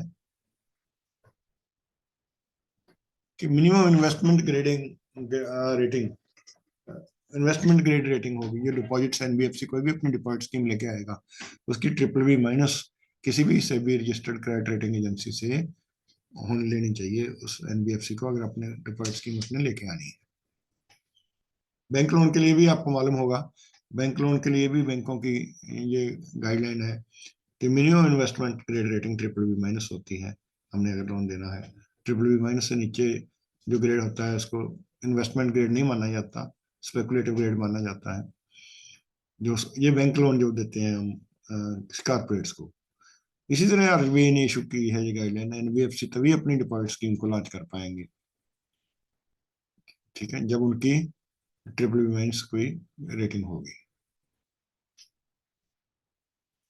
जो एक आरबीआई ने और किया है कि रुपे क्रेडिट कार्ड, तो पहले क्रेडिट कार्ड भी आपको मालूम होगा कि रुपे ने, एनपीसी जिसकी वो मेंटेन करता है बेसिकली, रुपे क्रेडिट कार्ड भी इशू किए जा रहे हैं, यूपीआई के साथ भी लिंक हो रहे हैं। जो थोड़ी देर पहले मैंने बोला था ना कि क्रेडिट कार्ड यूज करने बंद हो गए, यूपीआई इशू करते हैं, अगर आपके पास रुपे क्रेडिट कार्ड है तो आप उसको यूपीआई से भी जोड़ सकते हो। तो पेमेंट उसी तरह hassle free payment UPI platform से हो जाया करेगी। 2,000 रुपए तक की जो यूपीआई से के थ्रू क्रेडिट कार्ड से ट्रांजेक्शन होगी, रुपए क्रेडिट कार्ड से, तो उसके ऊपर कोई ट्रांजेक्शन चार्ज नहीं लगेगा 2,000 रुपए तक। ये भी गाइडलाइन अभी आई है। फाइनेंस मिनिस्टर ने ये भी क्लैरिफाई किया है कि यूपीआई ट्रांजेक्शन के ऊपर कोई भी ट्रांजेक्शन चार्ज लगाने का हमारा कोई प्लान नहीं है। यूपीआई की जो ट्रांजेक्शन, ये पीछे न्यूज में आया था कि यूपीआई ट्रांजेक्शन पे शायद चार्ज नहीं लगेगा, तो फाइनेंस मिनिस्टर ने उसी को क्लैरिफाई करने के लिए ये स्टेटमेंट दी थी। Geo tagging of payment system touch point. Payment system touch point क्या है? Basically payment system touch point किसे बोला गया है? साथियों, मेरी रिक्वेस्ट है, पढ़ने पे ध्यान थोड़ा सा कम देना, पहले सुन लिया करो। जिसको भी रहेगी ये मेरी नंबर 1 तो ये मेरी वीडियो यूट्यूब पे रहेगी, आप बाद में भी देख सकते हो जरूरत पड़ने पे और सुन लीजिए। सेकेंडली, सुनते हुए अटेंशन थोड़ी सी ज़्यादा चाहिए होती है, फिर पढ़ते रहो तो अटेंशन बढ़ जाती है। जो टच पॉइंट्स है, पेमेंट टच पॉइंट्स है, वो क्या होती हैं? जैसे पॉस मशीन है, इवन डिफरेंट मर्चेंट्स ने रखे हुए हैं जो अपने पेमेंट टच पॉइंट, तो वो भी हो गए ना, हर सब्जी वाला वो टच पॉइंट हो गया बेसिकली। जिसने भी पेटीएम का वो रखा हुआ है कार्ड, या गूगल पे का, या यूपीआई का कि पेमेंट का, या यही आधार एनेबल्ड पेमेंट सिस्टम करवाने का, जिस भी टच पॉइंट है, उन सब टच पॉइंट्स की जियो टैगिंग होगी। जियो टैगिंग का मतलब उनके लैटिट्यूड और लॉन्गिट्यूड को नोट करना, जियो टैगिंग के वो कहाँ पे है, सो दैट ये पता चल जाए भी इस डिस्ट्रिक्ट में इस समय या इस सिटी में इस समय कितने टच पॉइंट चल रहे हैं। इससे बेनिफिट क्या होगा? इससे बेनिफिट ये होगा, एक तो ये पता चल जाएगा कि पॉलिसी बनानी है कल को गवर्नमेंट ने भी, इस एरिया में कम है मान लीजिए किसी में, तो वहाँ पे फाइनेंशियल लिटरेसी देने की गाइडलाइन, फाइनेंशियल लिटरेसी का प्रचार करने के लिए, फाइनेंशियल लिटरेसी का करने के लिए ज़्यादा ज़रूरत है। वहाँ पे फाइनेंशियल लिटरेसी की क्लासें लगा देंगे, या बैन बेच के प्रचार करवा देंगे, या अच्छा जहाँ पे ज़्यादा है वहाँ पे भी, और इसका मतलब वहाँ पे अच्छा काम हो रहा है, तो उसको कैसे इम्प्रूव फर्दर किया जा सकता है। जहाँ डिजिटल प्रोडक्ट्स और लॉन्च किए फर्दर उसको, इसका मतलब वहाँ पे पहले ही लिटरेसी काफ़ी है, फर्दर डिजिटलाइजेशन, उसको फर्दर इन्हांस्ड डिजिटल रिक्वायरमेंट वाले प्रोडक्ट्स वहाँ पे लॉन्च किए जा सकते हैं, जहाँ पे लोगों की लिटरेसी लेवल काफ़ी ज़्यादा है। तो जियो टैगिंग से डिफरेंट लोकेशन की डिप्लॉयमेंट कहाँ पे कितनी है, लिटरेसी प्रोग्राम, पॉलिसी इंटरवेंशन करने के लिए इस इंफॉर्मेशन के बेसिस पे ये बेनिफिट हो जाएगा। सो जो जियो टैगिंग की का एक फ्रेमवर्क आरबीआई ने शुरू किया है।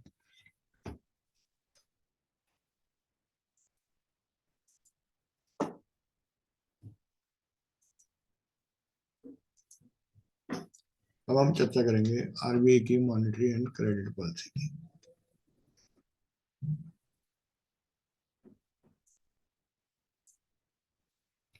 आरबीआई की मॉनेटरी एंड क्रेडिट पॉलिसी क्या है?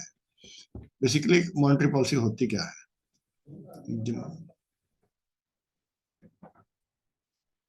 हर साल रिजर्व बैंक ऑफ इंडिया इसी पॉलिसी को इशू करता है। ये पॉलिसी होती क्या है?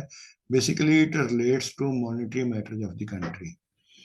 पॉलिसी इन्वॉल्व करती है मेजर कि कैसे क्या क्या मेजर करने लेने हैं, मनी सप्लाई को रेगुलेट करने के लिए, मनी की अवेलेबिलिटी को इंश्योर करने के लिए, कॉस्ट ऑफ क्रेडिट को कंट्रोल में रखने के लिए, या रादर मैं कहूँगा not word, cost of credit को प्रॉपर रखने के लिए ये रिजर्व बैंक देखता है। पॉलिसी देखती है distribution of credit, different users में ठीक चल रहा है। बोरिंग और लैंडिंग रेट्स को भी ये पॉलिसी डिटरमिन करती है। ये एक गाइडलाइन कह लो, ये एक लीडरशिप देती है अपने रेट्स से, इनके रेट्स के ऊपर डिपेंड करके बाकी सारे रेट इंडिया में चेंज होते हैं। इंडिया जैसी कंट्री में यहाँ पे इकोनॉमिक ग्रोथ को प्रमोट करने के लिए मॉनेटरी पॉलिसी बहुत सिग्निफिकेंट है। हर साल अप्रैल में monetary and credit policy reserve bank of India issue करता है। बाई मंथली बेसिस पे इसकी मॉनेटरी पॉलिसी कमेटी की मीटिंग होती है जो इसको रिव्यू करती है। पॉलिसी दो तरह की होती है, एक एक्सपेंशनरी पॉलिसी, एक कंट्रैक्शनरी पॉलिसी। एक्सपेंशनरी पॉलिसी कौन सी होती है? एक्सपेंशनरी पॉलिसी वो होती है जब मनी सप्लाई सिस्टम में इंक्रीज की जाती है, जो लो ग्रोथ पीरियड होता है, तो ऐसे में रेपो रेट, सीआरआर, एसएलआर कम कर दिए जाते हैं, so that more funds are available in the economy, so that more liquidity is available in the system. CRR, SLR कम करने से बैंकों के पास फंड, लैंडेबल फंड बढ़ जाएंगे, लोन ज्यादा होंगे। रेपो रेट कम करने से भी लोग लोन लेने के लिए कंपैरेटिवली कम गुरेज करेंगे या चीप होगा। सो रेट कम करने से, सीआर और एसएलआर कम करने से लो ग्रोथ के पीरियड में स्टिमुलेंट का काम करता है। ये जब मनी सप्लाई इंक्रीज की जाती है, एक्सपेंशनरी पॉलिसी उसे बोलते हैं। दूसरी होती है कंट्रैक्शनरी पॉलिसी। कंट्रैक्शनरी पॉलिसी कौन सी है? ये फॉलो की जाती है ड्यूरिंग इन्फ्लेशन पीरियड। जब इन्फ्लेशन हो रही होती है तो repo rate, CRR, SLR increase किए जाते हैं कॉस्ट ऑफ मनी बढ़ाने के लिए और सिस्टम से लिक्विडिटी को सक करने के लिए, या सिस्टम में लिक्विडिटी को रिड्यूस करने के लिए। आजकल क्या चल रहा है? हाँ जी, बताइए जरा। कौन सा एरा, कौन सा पीरियड चल रहा है और कौन सी पॉलिसी चल रही है? कंट्रैक्शनरी पॉलिसी चल रही है, एक्सपेंशनरी पॉलिसी चल रही है? अच्छा, कंट्रैक्शनरी पॉलिसी में जो चीजें की जाती हैं, रेपो रेट, सीआरआर, एसएलआर, पर ये जरूरी नहीं कि सारी तीनों के तीनों एट ए टाइम की जाए। ये तीन इंस्ट्रूमेंट है डिफरेंट, तीनों में से कोई भी किया जा सकता है या इकट्ठे भी किए जा सकते हैं। आजकल आपने देखा होगा रेपो रेट बहुत बड़ा है। पीछे रिसेंट पास्ट में 4% होता था मेरे ज्यादा, एक साल पहले, एक साल भी नहीं, 4% होता था तकरीबन। पिछले लेस देन 1 ईयर 4% से धीरे धीरे बढ़ता गया, 5.90 हो गया, 5.90 से 35 पैसे बढ़ के अब 6.25 हो गया। 2.25% इन लेस देन 1 ईयर में रेपो रेट बढ़ गया। तो ये पॉलिसी कंट्रैक्शनरी पॉलिसी है। ये एक इंस्ट्रूमेंट को आरबीआई ने खूब यूज किया है। आपने सबने, मैंने, हमने सबने देखा है कि पिछले एक साल में ये कैसे यूज हुआ है।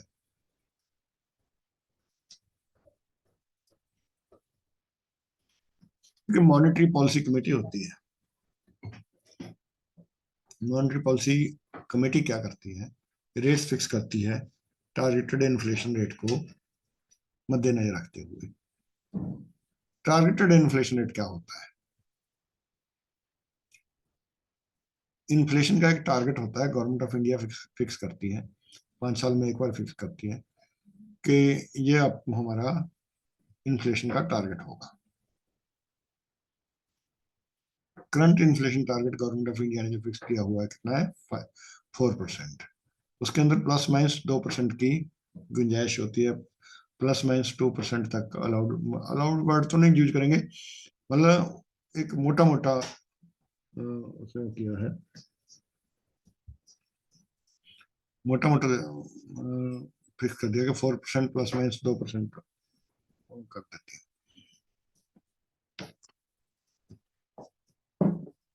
4 प्लस और प्लस माइनस 2 का मतलब 2 से लेकर 6% तक टारगेट इन्फ्लेशन रहनी चाहिए। बहुत ज्यादा कम इन्फ्लेशन भी ठीक नहीं रहती, प्रोडक्शन स्लो हो जाती है, काफी उसके भी पिटफॉल हैं। ज्यादा में कीमतें बढ़ जाती हैं, पैसे की वैल्यू कम हो जाती है, फिक्स इनकम अर्निंग वाले को बहुत नुकसान होता है। 5 साल में एक बार target reserve bank of India in consultation with reserve bank of India fix करती है। करंट इन्फ्लेशन का टारगेट गवर्नमेंट ऑफ इंडिया ने 5% इशू किया, सॉरी 4% प्लस माइनस 2% की वेरिएशन के साथ किया है, फिक्स किया है। जो मॉनेटरी पॉलिसी कमेटी है उसकी 4 मीटिंग स्टैट्यूटरी रिक्वायरमेंट है, कानून की रिक्वायरमेंट है कि 4 मीटिंग होनी चाहिए, लेकिन प्रेजेंटली 6 मीटिंग हो रही है। मुझे क्वेश्चन कई बार आ जाता है कि आईएमपीसी की कितनी मीटिंग होती है। आज ये क्वेश्चन आता है कितनी मीटिंग होती है तो 6 मीटिंग होती हैं। और जो क्वेश्चन आता है कितनी मीटिंग होनी चाहिए, जब स्टेचुटरी रिक्वायरमेंट क्या है, तो वो 4 मीटिंग की रिक्वायरमेंट है। कानून कहता है, या आरबीआई एक्ट में दिया हुआ है, आरबीआई एक्ट कहता है कि 4 मीटिंग साल में एमपीसी की होंगी, लेकिन प्रेजेंटली वो 6 मीटिंग कर रहे हैं, जो एक्ट है उससे ज्यादा ही हो रही है। मॉनेटरी पॉलिसी कमेटी एमपीसी के कितने मेंबर होते हैं? 6 मेंबर होते हैं। 3 मेंबर आरबीआई से, 3 मेंबर गवर्नमेंट ऑफ इंडिया से। आरबीआई से कौन कौन होते हैं? गवर्नर, डिप्टी गवर्नर और एक और ऑफिशियल, 3 गवर्नमेंट के। ये रेपो रेट बढ़ाना है या एसएलआर बढ़ानी है या सीआरआर बढ़ानी है, इनका फैसला कमेटी बैठ के करती है। कमेटी का फैसला जरूरी नहीं यूनानिमस हो, वोटिंग होती है। और पीछे तो रिसेंट पास्ट में तो बहुत देखने में आया, रेपो रेट के बारे में डिफरेंट मेंबर्स के डिफरेंट वोट थे। कई बार 6 में से 4 ने एक साइड पे तो वोट दिया, 2 ने एक साइड दिया, कई बार 5 ने एक साइड दिया, 1 ने एक साइड दिया। 6 मेंबर है, दोनों साइड पे अगर 3-3 हो जाए तो टाई हो जाए, तो रिजर्व बैंक गवर्नर की, आरबीआई गवर्नर की एक सेकंड वोट होती है टाई के केस में, वो डिसाइड करती है कि क्या डिसीजन लेना है। तो एक तरह से रिजर्व बैंक का गवर्नर सुप्रीम हो गया इस मामले में। आरबीआई की जो monetary policy report RBI publish करता है हर 6 महीने के बाद, ये भी क्वेश्चन एक बार आया है कि आरबीआई मॉनेटरी पॉलिसी रिपोर्ट कितने टाइम के बाद इशू करता है? हर 6 महीने के बाद इशू करता है। मॉनेटरी पॉलिसी की, जैसे अभी मैंने बताया कि आरबीआई एक्ट कहता है कि मॉनेटरी पॉलिसी की मीटिंग होनी चाहिए, 4 होनी चाहिए। ये कौन सा कानून कहता है ये? इसलिए मेरे को लगता है इस बार इम्पोर्टेंट, क्योंकि स्पेशली इस बार एक तो मीटिंगें बहुत हुई, और ये इस सेक्शन को इन्वोक भी हुआ, ये सेक्शन 4, सेक्शन 45 ZI, ये आरबीआई एक्ट का, उसका पार्ट 1 और 2, ये कहते हैं कि रिजर्व बैंक ऑर्गेनाइज करेगी साल में एटलीस्ट 4 मीटिंगें मॉनेटरी पॉलिसी कमेटी में।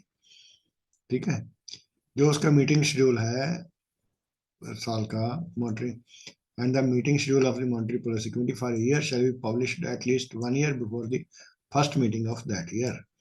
उस साल की पहली मीटिंग से एक हफ्ता पहले पूरे साल का शेड्यूल उसका वो डिक्लेयर करेंगे, पब्लिश करेंगे। ये गाइडलाइन है आरबीआई एक्ट, ये कहता है। एक्चुअल में प्रेजेंटली 4 की जगह पे 6 मीटिंग हो रही है, 4 की जगह पे 6 हो रही है। आरबीआई एक्ट सेक्शन 45 ZI 1 2 क्या बोलता है? एटलीस्ट 4 मीटिंग होंगी।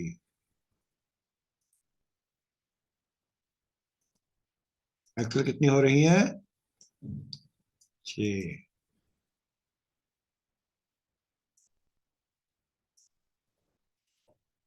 जो एक आरबीआई का एक और आरबीआई एक्ट का सेक्शन है, बहुत इंपॉर्टेंट मेरे को लगता है, रीजनिंग के इस साल ये पहली बार शायद मैंने बहुत सालों के बाद इन बुक को तो देखा है। Section 45 ZN of RBI act, ये क्या है? जब इन्फ्लेशन टारगेट नहीं होता, मीट हो पाता, तो एडिशनल मीटिंग होती है मॉनेटरी पॉलिसी कमेटी की। इस सेक्शन को इन्वोक करते हुए रिजर्व बैंक ने कॉल की एडिशनल मीटिंग हुई थी 3/11/22 को, क्योंकि 6% से ऊपर इन्फ्लेशन का रेट चल रहा था। तो एडिशनल मीटिंग हुई थी। एडिशनल मीटिंग में क्या गाइडलाइन है, लीगल रिक्वायरमेंट क्या है कि एडिशनल मीटिंग होएगी, इन्फ्लेशन का टारगेट गवर्नमेंट का अगर नहीं मीट हो पा रहा, क्यों नहीं मीट हो पा रहा, जो मॉनेटरी पॉलिसी कमेटी गवर्नमेंट को बताएगी। ये भी बताएगी कितने टाइम में हो जाएगा, क्या क्या उसने मेजर लिए हैं।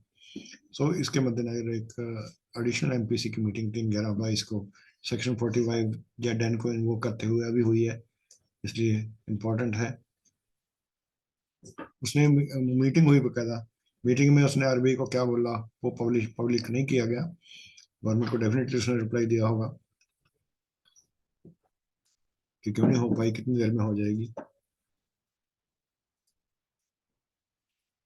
रेपो क्या होता है? रेपो रिवर्स रेपो बहुत आता है, बहुत चर्चा में सुनते हैं। होता क्या है repo? Repo repurchase option, repo का मतलब है REP रीपरचेज, ओ का मतलब option, repurchase option. Reverse repo इसका रिवर्स। रेपो क्या होता है बेसिकली? रेपो से सिस्टम में लिक्विडिटी इन्फ्यूज की जाती है। कैसे की जाती है? बैंकों को रेपो रेट के ऊपर लोन दिए जाते हैं। लोन नहीं कहूंगा वर्ड में, फंड दिए जाते हैं। It is not exactly loan, we can say it is loan. RBI purchase कर लेता है गवर्नमेंट सिक्योरिटीज बैंकों से। गवर्नमेंट सिक्योरिटी परचेज करके उनको पैसा दे देता है। रीपरचेज ऑप्शन होती है उनके पास कि वो इस रेपो रेट के ऊपर उस पैसे का ब्याज देकर अपनी सिक्योरिटी आपको वापस ले लेंगे। सो लोन हो गया, उस रेट पे लोन हो गया। इस रेट को रेपो रेट बोला जाता है। बेसिकली ये एक तरह से बेंचमार्क रेट है रेट्स को डिटरमिन करने के लिए, इंटरेस्ट रेट्स को डिटरमिन करने के लिए।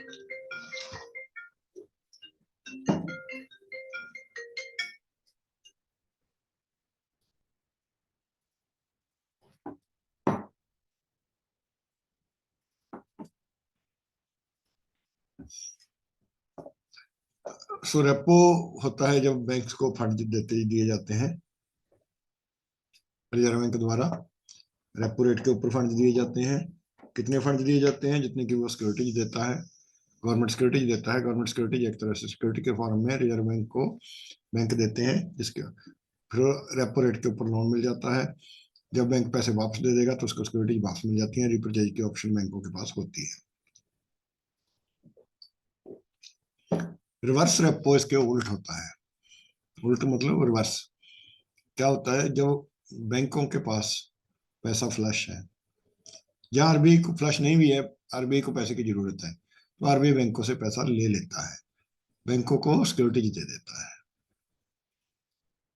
रिवर्स रेपो रेट से हमेशा कम होता है। बैंकों को सिक्योरिटी दे देता है और पैसा ले लेता है। जब रिजर्व बैंक ने बैंकों को पैसा वापस देना होता है तो सेम ट्रांजेक्शन रिवर्स हो जाती है कि पैसा उसका रिवर्स रेपो पे जो लिया होता है बैंकों को वापस दे देता है ब्याज समेत, और अपनी सिक्योरिटी को वापस ले लेता है। वो रिवर्स रेपो रेट पे की जाती है। रिवर्स रेपो रेट से हमेशा कम होता है।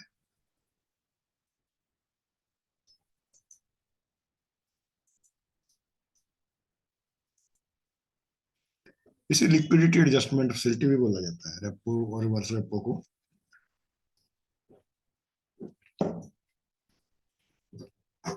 लिक्विडिटी एडजस्टमेंट फैसिलिटी भी बोल दिया जाता है इसे। So day to day mismatch of liquidity of banks at repo rate. Day to day बैंकों की लिक्विडिटी मिसमैच को मीट करने के लिए रेपो रेट पे पैसा दिया जाता है।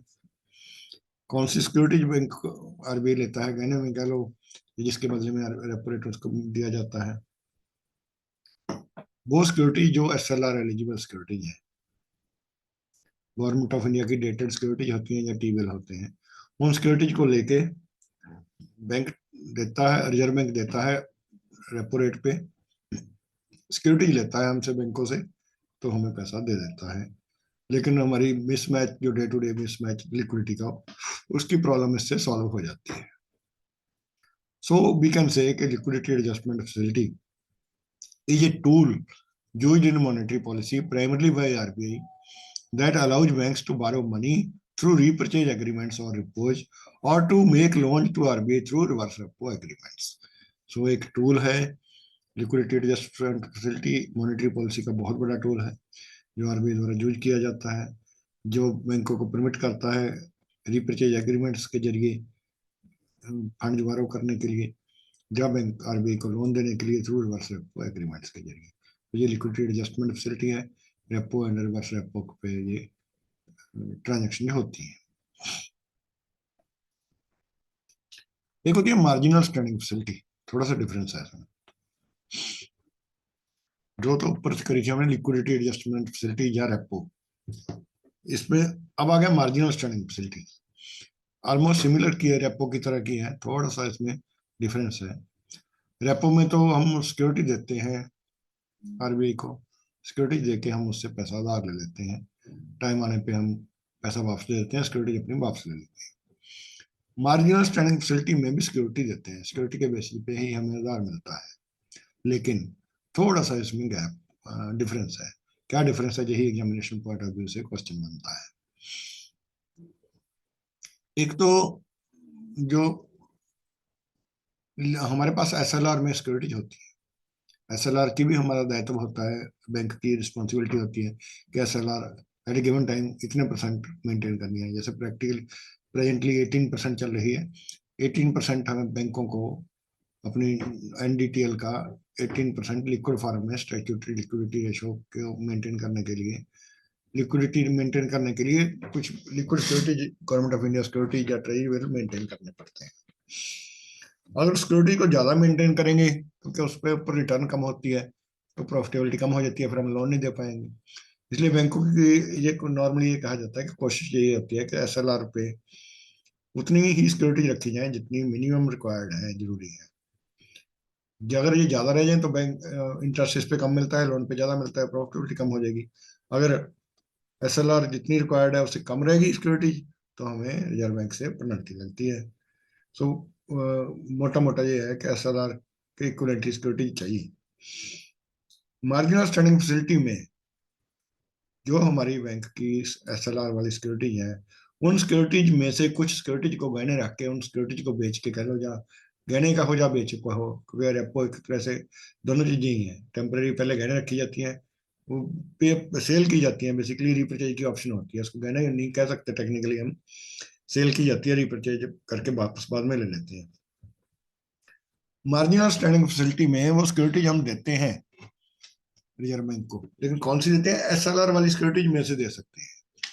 तो एसएलआर अगर डिप हो जाए अप टू 1%, 1% की लिमिट रखी गई है, एसएलआर अगर डिप भी हो जाए, कम भी हो जाए, एसएलआर में से हम सिक्योरिटी देके आरबीआई को बेच के रिपर्चेज ऑप्शन के तहत उससे पैसा उधार ले सकते हैं। ठीक है। सो बैंकों को गवर्नमेंट सिक्योरिटी से के ऊपर रेपो रेट से हायर रेट है, 25 पैसे ज्यादा रहता है। रेपो रेट 6% है तो ये कितना रहेगा, 6.25, सॉरी अभी आज के रेट में 6.25 चल रहा है रेपो, 5.90 से 6.25 हुआ, तो 6.25 में मिलेगा। मार्जिनल स्टैंडिंग फैसिलिटी में 6.5 पे मिलेगा, 25 पैसे ज्यादा है। ये हमेशा रेपो से ज्यादा रहेगा, 25 पैसे, मतलब जो आज की गाइडलाइन है 25 पैसे इसका रेट है, रेपो रेट से ज्यादा रहता है। दूसरा डिफरेंस ये है कि government securities or SLR quota से अपनी प्लेज कर सकते हैं 1% तक under the MSF. So even if SLR comes below prescribed limit, banks need not pay any penalty under MSF. अगर एमएसएफ में उसने इन्वेस्ट कर दिया गवर्नमेंट सिक्योरिटीज को, एमएसएफ के अंतर्गत रिजर्व बैंक को देकर पैसा ले लिया, तो उसको एसएलआर नॉन मेंटेनेंस की पेनल्टी नहीं लगेगी, अप टू 1% वो किया गया है। एसएलआर में से 1% तक डिवेट होने की हमें बैंकों को परमिशन रिजर्व बैंक ने दी हुई है। दूसरी इसमें एक कंडीशन और है, एक तो 1% तक एसएलआर, दूसरा है टोटल एनडीटीएल का 2% से ज्यादा इस विंडो से बैंक आधार नहीं ले सकते। ऐसा नहीं है कि सारी की सिक्योरिटी मतलब अनलिमिटेड अमाउंट इस विंडो से ले लें। 1% से ज्यादा एसएलआर का डिफरेंस नहीं होना चाहिए, डिप होनी चाहिए। जितनी मिनिमम प्रेस्क्राइब्ड एसएलआर है 18% है, उसमें से 1% से की डिप अलाउड है एमएसएफ में लोन लेने के लिए या एमएसएफ पे फंड लेने के लिए। दूसरा, अपनी एनडीटीएल का 2% तक का से ज्यादा नहीं ले सकते बैंक एमएसएफ से। सो एमएसएफ पे फंड मिल जाते हैं बैंक को, रेपो रेट से महंगे मिलते हैं, लेकिन रेपो रेट पे कई बार हम महंगे तो मिलते हैं, लेकिन रेपो रेट पे कई बार हम नहीं ले पाते क्योंकि सिक्योरिटी नहीं होती बैंक के पास देने के लिए, गहने रखने के लिए या सेल करने के लिए। जो रेपो रेट के लिए सिक्योरिटी हमारे पास है नहीं, रेपो रेट पे हम नहीं उठा सकते पैसा आरबीआई से, पैसा हमें चाहिए, तो हमें 25 पैसे 25 बेसिस पॉइंट क्या होता है, 1 बेसिस पॉइंट 0.01% का, ये भी एक बार क्वेश्चन आया हुआ है। 1 बेसिस पॉइंट कितने का होता है, 1% में कितने बेसिस पॉइंट होते हैं, 100। तो 25 बेसिस पॉइंट ज्यादा रेट दे के रेपो से हमने लोन मिल जाता है। हम अपनी सिक्योरिटी एसएलआर वाले कोटा में से, एसएलआर में से सिक्योरिटी दे देते हैं, एमएसएफ पे मार्जिनल स्टैंडिंग फैसिलिटी से लोन ले सकते हैं 1% की डिप करके, और मैक्सिमम लोन 2% ऑफ एनडीटीएल ले सकते हैं। ऐसा नहीं है कि सारे का सारे ही हम इसमें से ले लें। एक फैसिलिटी और है, वो है स्टैंडिंग डिपॉजिट फैसिलिटी। जैसे मार्जिनल स्टैंडिंग फैसिलिटी तो रिपो का साथी है, रिपो का बहन भाई है। Standing deposit facility reverse repo का बहन भाई है, ये उसके सिमिलर है। तो चारों फैसिलिटी हैं डिफरेंट ये। इन चारों का डिफरेंस मैं चाहूंगा आज की क्लास के बाद आपको चारों फैसिलिटी का डिफरेंस पता होना चाहिए, चारों के रेट क्या है आज के डेट में वो पता होने चाहिए। हायर लेवल पे और ज़्यादा मतलब स्पेशली स्केल 4 to 5, 3 to 4 में तो बहुत ज़्यादा क्लैरिटी चाहिए। वैसे मैं चाहूंगा सभी को बढ़िया है, लेकिन 4 to 5, 3 to 4 में ये ज़्यादा एक्चुअली एक्सपेक्टेड कि उनको तो बिल्कुल ही पता होना चाहिए चारों का डिफरेंस क्या है। Standing deposit facility, basically standing deposit facility और रिवर्स रेपो का डिफरेंस क्या, मार्जिनल स्टैंडिंग फैसिलिटी और रेपो रेट का क्या डिफरेंस। स्टैंडिंग डिपॉजिट फैसिलिटी क्या है, ये अभी लॉन्च की थी 2022 में। बेसिक टूल है लिक्विडिटी ऑब्जर्व करने के लिए सिस्टम से आरबीआई का। आरबीआई का क्या है, जब रिवर्स रेपो पे पैसा लेता है आरबीआई बैंकों से, तो उसको सिक्योरिटीज देनी पड़ती थी। आरबीआई के पास भी ऐसा तो नहीं है ना सिक्योरिटीज अनलिमिटेड पड़ी है, उसके पास लिमिटेड सिक्योरिटीज होती थी। कई बार उसके पास सिक्योरिटीज नहीं होती थी उतना पैसा। जैसे डिमोनेटाइजेशन में थोड़ी सी सिचुएशन आई थी, क्योंकि बहुत पैसा आ गया पब्लिक का बैंकों के पास, बैंकों का रिजर्व बैंक के पास करेंसी चेस्ट में जमा हो गया। रिजर्व बैंक के पास उतनी गवर्नमेंट सिक्योरिटीज नहीं होती देने के लिए, तो रिजर्व बैंक कहता है मैं दे दूंगा, मेरे को पैसा तो चाहिए, लोन तो लेना है मैंने, या आपसे पैसा लेना है, लेकिन मैं आपको सिक्योरिटी नहीं दे सकता भैया, मेरे को तो अनसिक्योर्ड दे दो। थोड़े से कोई बात नहीं, अनसिक्योर्ड क्या है, एसडीएफ मिल जाता है, रिवर्स रेपो से ज्यादा ब्याज मिलेगा इस पे। एक तरह से मैं ये कहूंगा जब से ये स्टैंडिंग डिपॉजिट फैसिलिटी आई है, रिवर्स रेपो के रेट्स को डिक्लेयर करना ही गवर्नमेंट ने बंद कर दिया। रिवर्स रेपो का रेट 3.35 चल रहा है, जब रेपो रेट 4% था। उसके बाद रेपो रेट 4% से बढ़कर कितने 6.25 हो गया। Reverse repo continue to be same at 3.35%। पहले 65 पैसे का डिफरेंस था, अब वो डिफरेंस बढ़ गया। वो बेसिकली वो टूल अब कम यूज होने लग गया, उसकी जगह पे ये टूल ले ली स्टैंडिंग डिपॉजिट फैसिलिटी में। स्टैंडिंग डिपॉजिट फैसिलिटी एक ऐसा टूल है जिसमें आरबीआई बारो करता है, बैंकों से पैसा लेता है रेपो रेट से 25 पैसे बिलो, क्योंकि रेपो रेट से तो उधार देता है बैंकों को, सिक्योरिटी रख के देता है, ठीक है। रेपो रेट से 25 पैसे बिलो, मार्जिनल स्टैंडिंग फैसिलिटी से 50 पैसे बिलो, क्योंकि मार्जिनल स्टैंडिंग फैसिलिटी का रेट रेपो से 25 ज्यादा था। सो ये रेपो रेट से 25 पैसे कम, मार्जिनल स्टैंडिंग फैसिलिटी से 50 पैसे कम पे बैंकों से लोन लेता है। साथ में रेपो में और मार्जिनल स्टैंडिंग फैसिलिटी में सिक्योरिटी देनी पड़ती थी बैंकों को। बैंक सिक्योरिटी देते थे, रेपो में तो अपनी सिक्योरिटी देते थे प्रॉपर, मार्जिनल स्टैंडिंग फैसिलिटी में एसएलआर वाली सिक्योरिटी भी दे देते थे, लेकिन सिक्योरिटी देनी पड़ती थी। रिवर्स रेपो में भी आरबीआई को सिक्योरिटी देनी पड़ती थी, लेकिन लेकिन स्टैंडिंग डिपॉजिट फैसिलिटी एसडीएफ एक ऐसी फैसिलिटी है जिसमें Reserve Bank is not suppose to give the security to the banks. Reserve Bank के पास बैंक पैसे जमा करवाते हैं, अभी जैसे 6.35 है, 6.25 है repo rate, standing deposit facility का रेट रेपो से 25 पैसे कम, कितना हो गया 6%। तो आज की डेट में 6% पे हमें बैंक ने लोन लेना हो, या तो रेपो पे लेगा 6.25 पे, या लेगा 6.5 पे, ठीक है। 6.25 पे रेपो पे मिलेगा, 6.5 पे मार्जिनल स्टैंडिंग फैसिलिटी पे। जब रेपो को लिक्विडिटी एडजस्टमेंट फैसिलिटी बोला जाता है, रेपो और रिवर्स रेपो दोनों को। So under liquidity adjustment facility repo या रिवर्स रेपो पे लेता है पैसा। रेपो रेट क्या है 6 है, मार्जिनल स्टैंडिंग फैसिलिटी रेपो से 25 पैसे ज्यादा होती है, 6.25 पे लेता है। सिक्योरिटी फिर भी देनी पड़ती है, अपने कोटा एसएलआर कोटा में से दे सकता है। सो बैंक उधार रिजर्व बैंक से 6 या 6.25 पे लेते हैं। रिजर्व बैंक जो बैंकों से उधार लेता है, या तो रिवर्स रेपो पे लेगा 3.35 पे सिक्योरिटीज देके, या स्टैंडिंग डिपॉजिट फैसिलिटी के अंतर्गत लेगा बिना कोई सिक्योरिटी दिए, रेट इसमें ज्यादा मिल जाता है। लेकिन रेपो रेट से या मार्जिनल स्टैंडिंग फैसिलिटी से फिर भी कम मिलेगा। रिजर्व बैंक ब्याज फिर भी कम देगा हमें, सिक्योर्ड से भी, ये अनसिक्योर्ड है फिर भी कम देगा, ठीक है। 6% देगा, लेकिन 6 भी काफी है।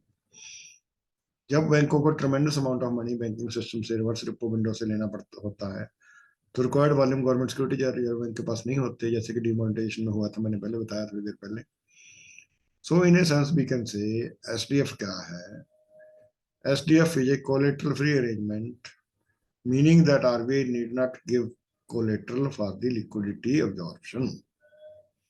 सो वी कैन से कि एसडीएफ रेट क्या है, क्या कहाँ पे एप्लीकेबल है? It is applicable on uncollateralized overnight deposits.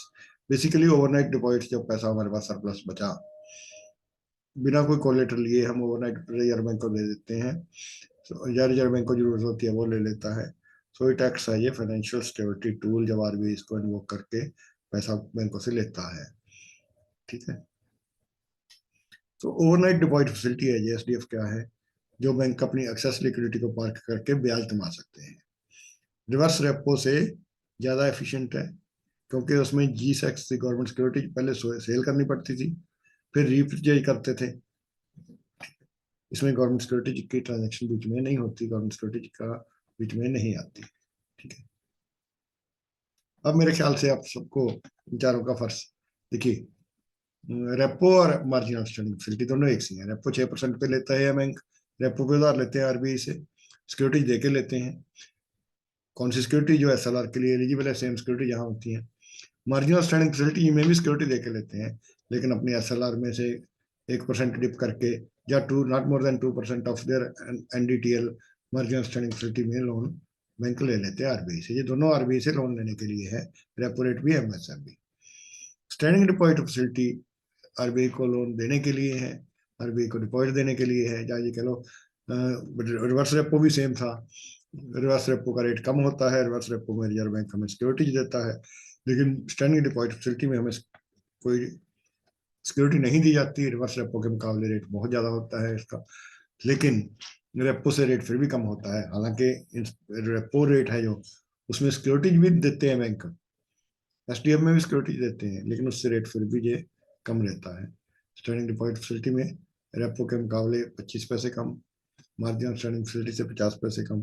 लेकिन बैंकों के ओवरनाइट जो सरप्लस फंड है वो पार्क हो जाते हैं, ब्याज मिल जाता है, सिक्योरिटी मिले या ना मिले को ज्यादा फर्क नहीं पड़ता, आरबीआई कहाँ भागा चला है। अभी रिसेंटली कुछ चेंजेस आए पॉलिसी रेट्स में, उसको मैं जरूर बताना चाहूंगा आप सबको। रेपो रेट 35 पैसे बढ़ के 35 बेसिस पॉइंट बढ़कर 6.25 हो गया, 5.90 था। स्टैंडिंग डिपॉजिट फैसिलिटी का रेट 6 हो गया, जो भी मैंने चर्चा की कि स्टैंडिंग डिपॉजिट फैसिलिटी आरबीआई हमें 6.25 पे देगा लोन बैंकों को, अगर लेकिन बैंक जमा करवाते हैं आरबीआई 6.25 पे हमें देगा सिक्योरिटी लेके। अगर बैंक जमा कराते हैं तो 6% देगा आरबीआई विदाउट सिक्योरिटी, यहाँ पे 6.25 लेगा हमसे, वो भी सिक्योरिटी पे। अगर मार्जिनल स्टैंडिंग फैसिलिटी में लेना है बैंक ने पैसा तो 6.5 पे देगा, वो भी सिक्योरिटी लेके। हाँ, सिक्योरिटी एसएलआर सिक्योरिटी वाली सिक्योरिटी दे सकते हैं। रिवर्स रेपो का 3.35 है, सिक्योरिटी देके लेगा बैंक, रिजर्व बैंक कोई चेंज इसमें नहीं करी, 3.35 है सिक्योरिटी ले रही है। फिर हम कहेंगे, साथी कह सकते हैं कि हमें रिवर्स रेपो में जाने की क्या जरूरत है, मार्जिनल स्टैंडिंग फैसिलिटी में जाओ, रिजर्व बैंक कौन सा भाग चला जाएगा, 6% लो, 3.35 क्यों लेना है? लेकिन कई बार किसी बैंक को एसएलआर नहीं उसकी मेंटेन हो रही, सिक्योरिटी चाहिए, तो वो marginal standing facility, sorry, standing deposit facility में पैसा जमा ना करवा के रिवर्स रेपो में करवाएगा और सिक्योरिटी ले लेगा, ताकि उसकी, सो दैट उसकी एसएलआर के लिए सिक्योरिटी जिसको मिल जाए, इसका एसएलआर वायलेट ना हो, एसएलआर ब्रीच ना हो, एसएलआर ब्रीच होने के कारण जो पेनल्टी लगनी थी उस पेनल्टी से बच जाए, उसका नाम भी खराब ना हो। तो ऐसी सिचुएशन में रिवर्स रेपो यूज करना पड़ सकता है स्टैंडिंग डिपॉजिट फैसिलिटी की जगह पे। 7/12/2022 को जो एमपीसी की मीटिंग हुई थी, उसमें एक ये भी डिक्लेयर किया गया था, बताया गया था कि जीडीपी इंडिया का, रियल जीडीपी 6.3% बढ़ा है year on year, Y O Y 2022-23 के Q2 में। Q2 मीन, Q2 ऑफ 22-23 मीन क्वार्टर एंडेड सितंबर 22। 4 क्वार्टर होते हैं ना, फर्स्ट क्वार्टर अप्रैल से जून 22, सेकंड क्वार्टर जुलाई से सितंबर 22, थर्ड क्वार्टर अक्टूबर से दिसंबर 22, फोर्थ क्वार्टर जनवरी 23 से मार्च 23। सो Q2 के बेसिस पे रियल जीडीपी 6.3% में बड़ा है इंडिया का, ये रिजर्व बैंक ने 7/12 को जो डिक्लेयर किया है। बाकी जो करंट रेट है, CRR 4.5%, 4.50% ऑफ NDTL चल रहा है। SLR 18% चल रहा है। ठीक है, ये रेट जो रिसेंट पॉलिसी रेट्स ये चल रहे हैं। लगता है एग्जाम में थोड़े दिन रह गए, तब तक शायद चेंज ना आए।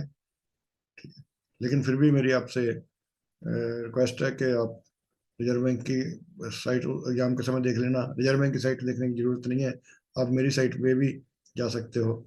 मेरी साइट है, आप उसको जरूर विजिट कीजिए। आपको खोल कर दिखाता हूँ। मेरी साइट पे जाने के लिए आपको https:// KK Singla.in टाइप करिए और एंटर कीजिए, ये मेरी साइट आ जाती है। इसमें अगर लेटेस्ट न्यूज वाला कॉलम पे जाएंगे तो आपको इसमें बहुत ज्यादा न्यूज नहीं मैं देता, डेली एक पेज की ऐसा नहीं देता। इसमें एक आधी न्यूज जो मेरे स्टडी मटेरियल जो मैंने बनाया हुआ है, उस बनाने के बाद की जो न्यूज आई है, चेंज आई है, वो मैंने इसमें दी हुई है। जैसे ये एलन मस्क वाली मैंने आज बताया कि पहले फर्स्ट था, अब सेकंड हो गया, 4 की लिस्ट में अदानी नंबर 3 पे आ गया, जो इसमें दिया हुआ है। GST काउंसिल ने थ्रेश होल्ड प्रोसिक्यूशन के लिए 1 करोड़ से 2 करोड़ किया रिसेंटली, फेक बिल को छोड़कर। फेक बिल के लिए नहीं, जहाँ फेक बिल है वहां तो प्रोसिक्यूशन किसी भी अमाउंट पे हो सकती है। अदरवाइज 1 करोड़ से लेकर 2 करोड़ तक की जहाँ पे चोरी की है किसी ने, थ्रेश होल्ड वैल्यू ये कह लो, प्रोसिक्यूशन तब लॉन्च करेगा GST, criminal prosecution. Russia top oil exporter बन गया है, पहले नंबर 2 पे था, अब रशिया नंबर 1 पे है। RBI के रेपो रेट बढ़ाया, 6.25 किया। SDF रेट 6.5 किया। मार्जिनल स्टैंडिंग फैसिलिटी का भी 6.5 किया। SDF का रेट 6 किया। Real GDP 6.3% year on year, Q2 का 22-23, ये भी दिया हुआ है। तो लेटेस्ट रेट से कोई न्यूज होगी मैं जहाँ भी देता रहूंगा। आप होम पेज पे जाइए, जो भी मेरा लिंक नहीं मिलता आप जहाँ पे, इसके लिए मेरी सबसे रिक्वेस्ट है कि जहाँ पे रजिस्टर करें ऑनलाइन क्लासेज के लिए, जिन्होंने नहीं किया, तो मेरे पास को भी पता चलता रहेगा, मैं उन सबको लिंक भी भेजता रहूंगा। स्टडी मटेरियल मैंने बनाया हुआ है, 30/11 तक का अपडेटेड है। 4 बुकलेट्स हैं। एक booklet routine RBI guideline, bank government guideline की है। दूसरी गाइड बुकलेट लोन की, फॉरेक्स की। बहुत छोटी क्रिस्प है, ब्रीफ है, 100 पेज की बुकलेट है, बहुत बड़ी बुकलेट नहीं है। तीसरी बुकलेट है पिछले 4-5 साल के मेमोरी रिकलेक्टेड क्वेश्चन है। मेमोरी रिकलेक्टेड क्वेश्चन जो आपको बहुत जगह मिल जाएंगे, लेकिन इसमें मैंने up to date in the sense कि उस क्वेश्चन को मॉडिफाई मोल्ड किया गया आज की सिचुएशन के हिसाब से। उसमें वो क्वेश्चन छोड़ दिए जो उनकी अब रेलेवेंस नहीं रही। इसमें जो आज की डेट में, आज के परिप्रेक्ष्य में रेलेवेंट क्वेश्चन है, वही क्वेश्चन उसमें इंक्लूड किए गए हैं। उसके जो आंसर मैंने दिए हैं वो आज के परिप्रेक्ष्य में दिए गए हैं। क्वेश्चन बेशक इवन इफ क्वेश्चन 2021 में आया, उसके क्वेश्चन का जो आंसर मैंने यहाँ प्रोवाइड किया है वो आज की डेट में जो है, सो दैट आपके लिए यूजफुल हो, वही दिया है मेरे मेमोरी कलेक्टेड क्वेश्चन में। चौथी क्वेश्चन बुकलेट है मल्टीपल चॉइस क्वेश्चन में, तकरीबन 600 क्वेश्चन है, मॉडल पेपर कह लीजिए। 4 बुकलेट्स का सेट, सिर्फ इसकी कॉस्ट नॉमिनल रखी है 1500 रुपये, जिसके अंदर एयर कोरियर की कॉस्ट भी शामिल है। आप जिनको भी बुक चाहिए तो यहाँ रजिस्टर भी कर सकता है, या आप UPI में से 7028052030 @PNB, ये मेरी UPI ID है। I repeat 7028052030 @PNB। इस पे आप करके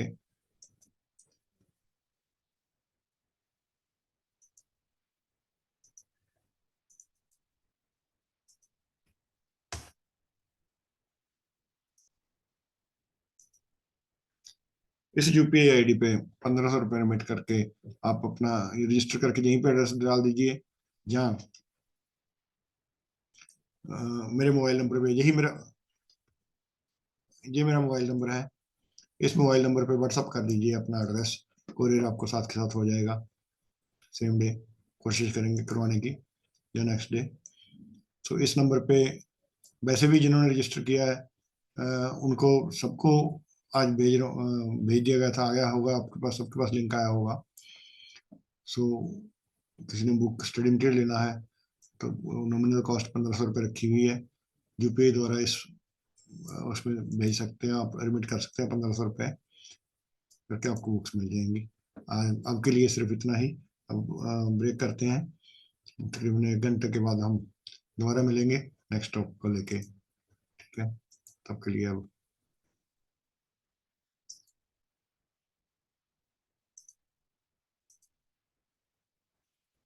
नेक्स्ट सेशन में हम मिलेंगे। तकरीबन लंच डिनर कर लीजिए। कितनी देर का करना है? 8:30। आधे घंटे का ब्रेक करते हैं, आधे घंटे के बाद दोबारा हम नेक्स्ट सेशन शुरू करेंगे।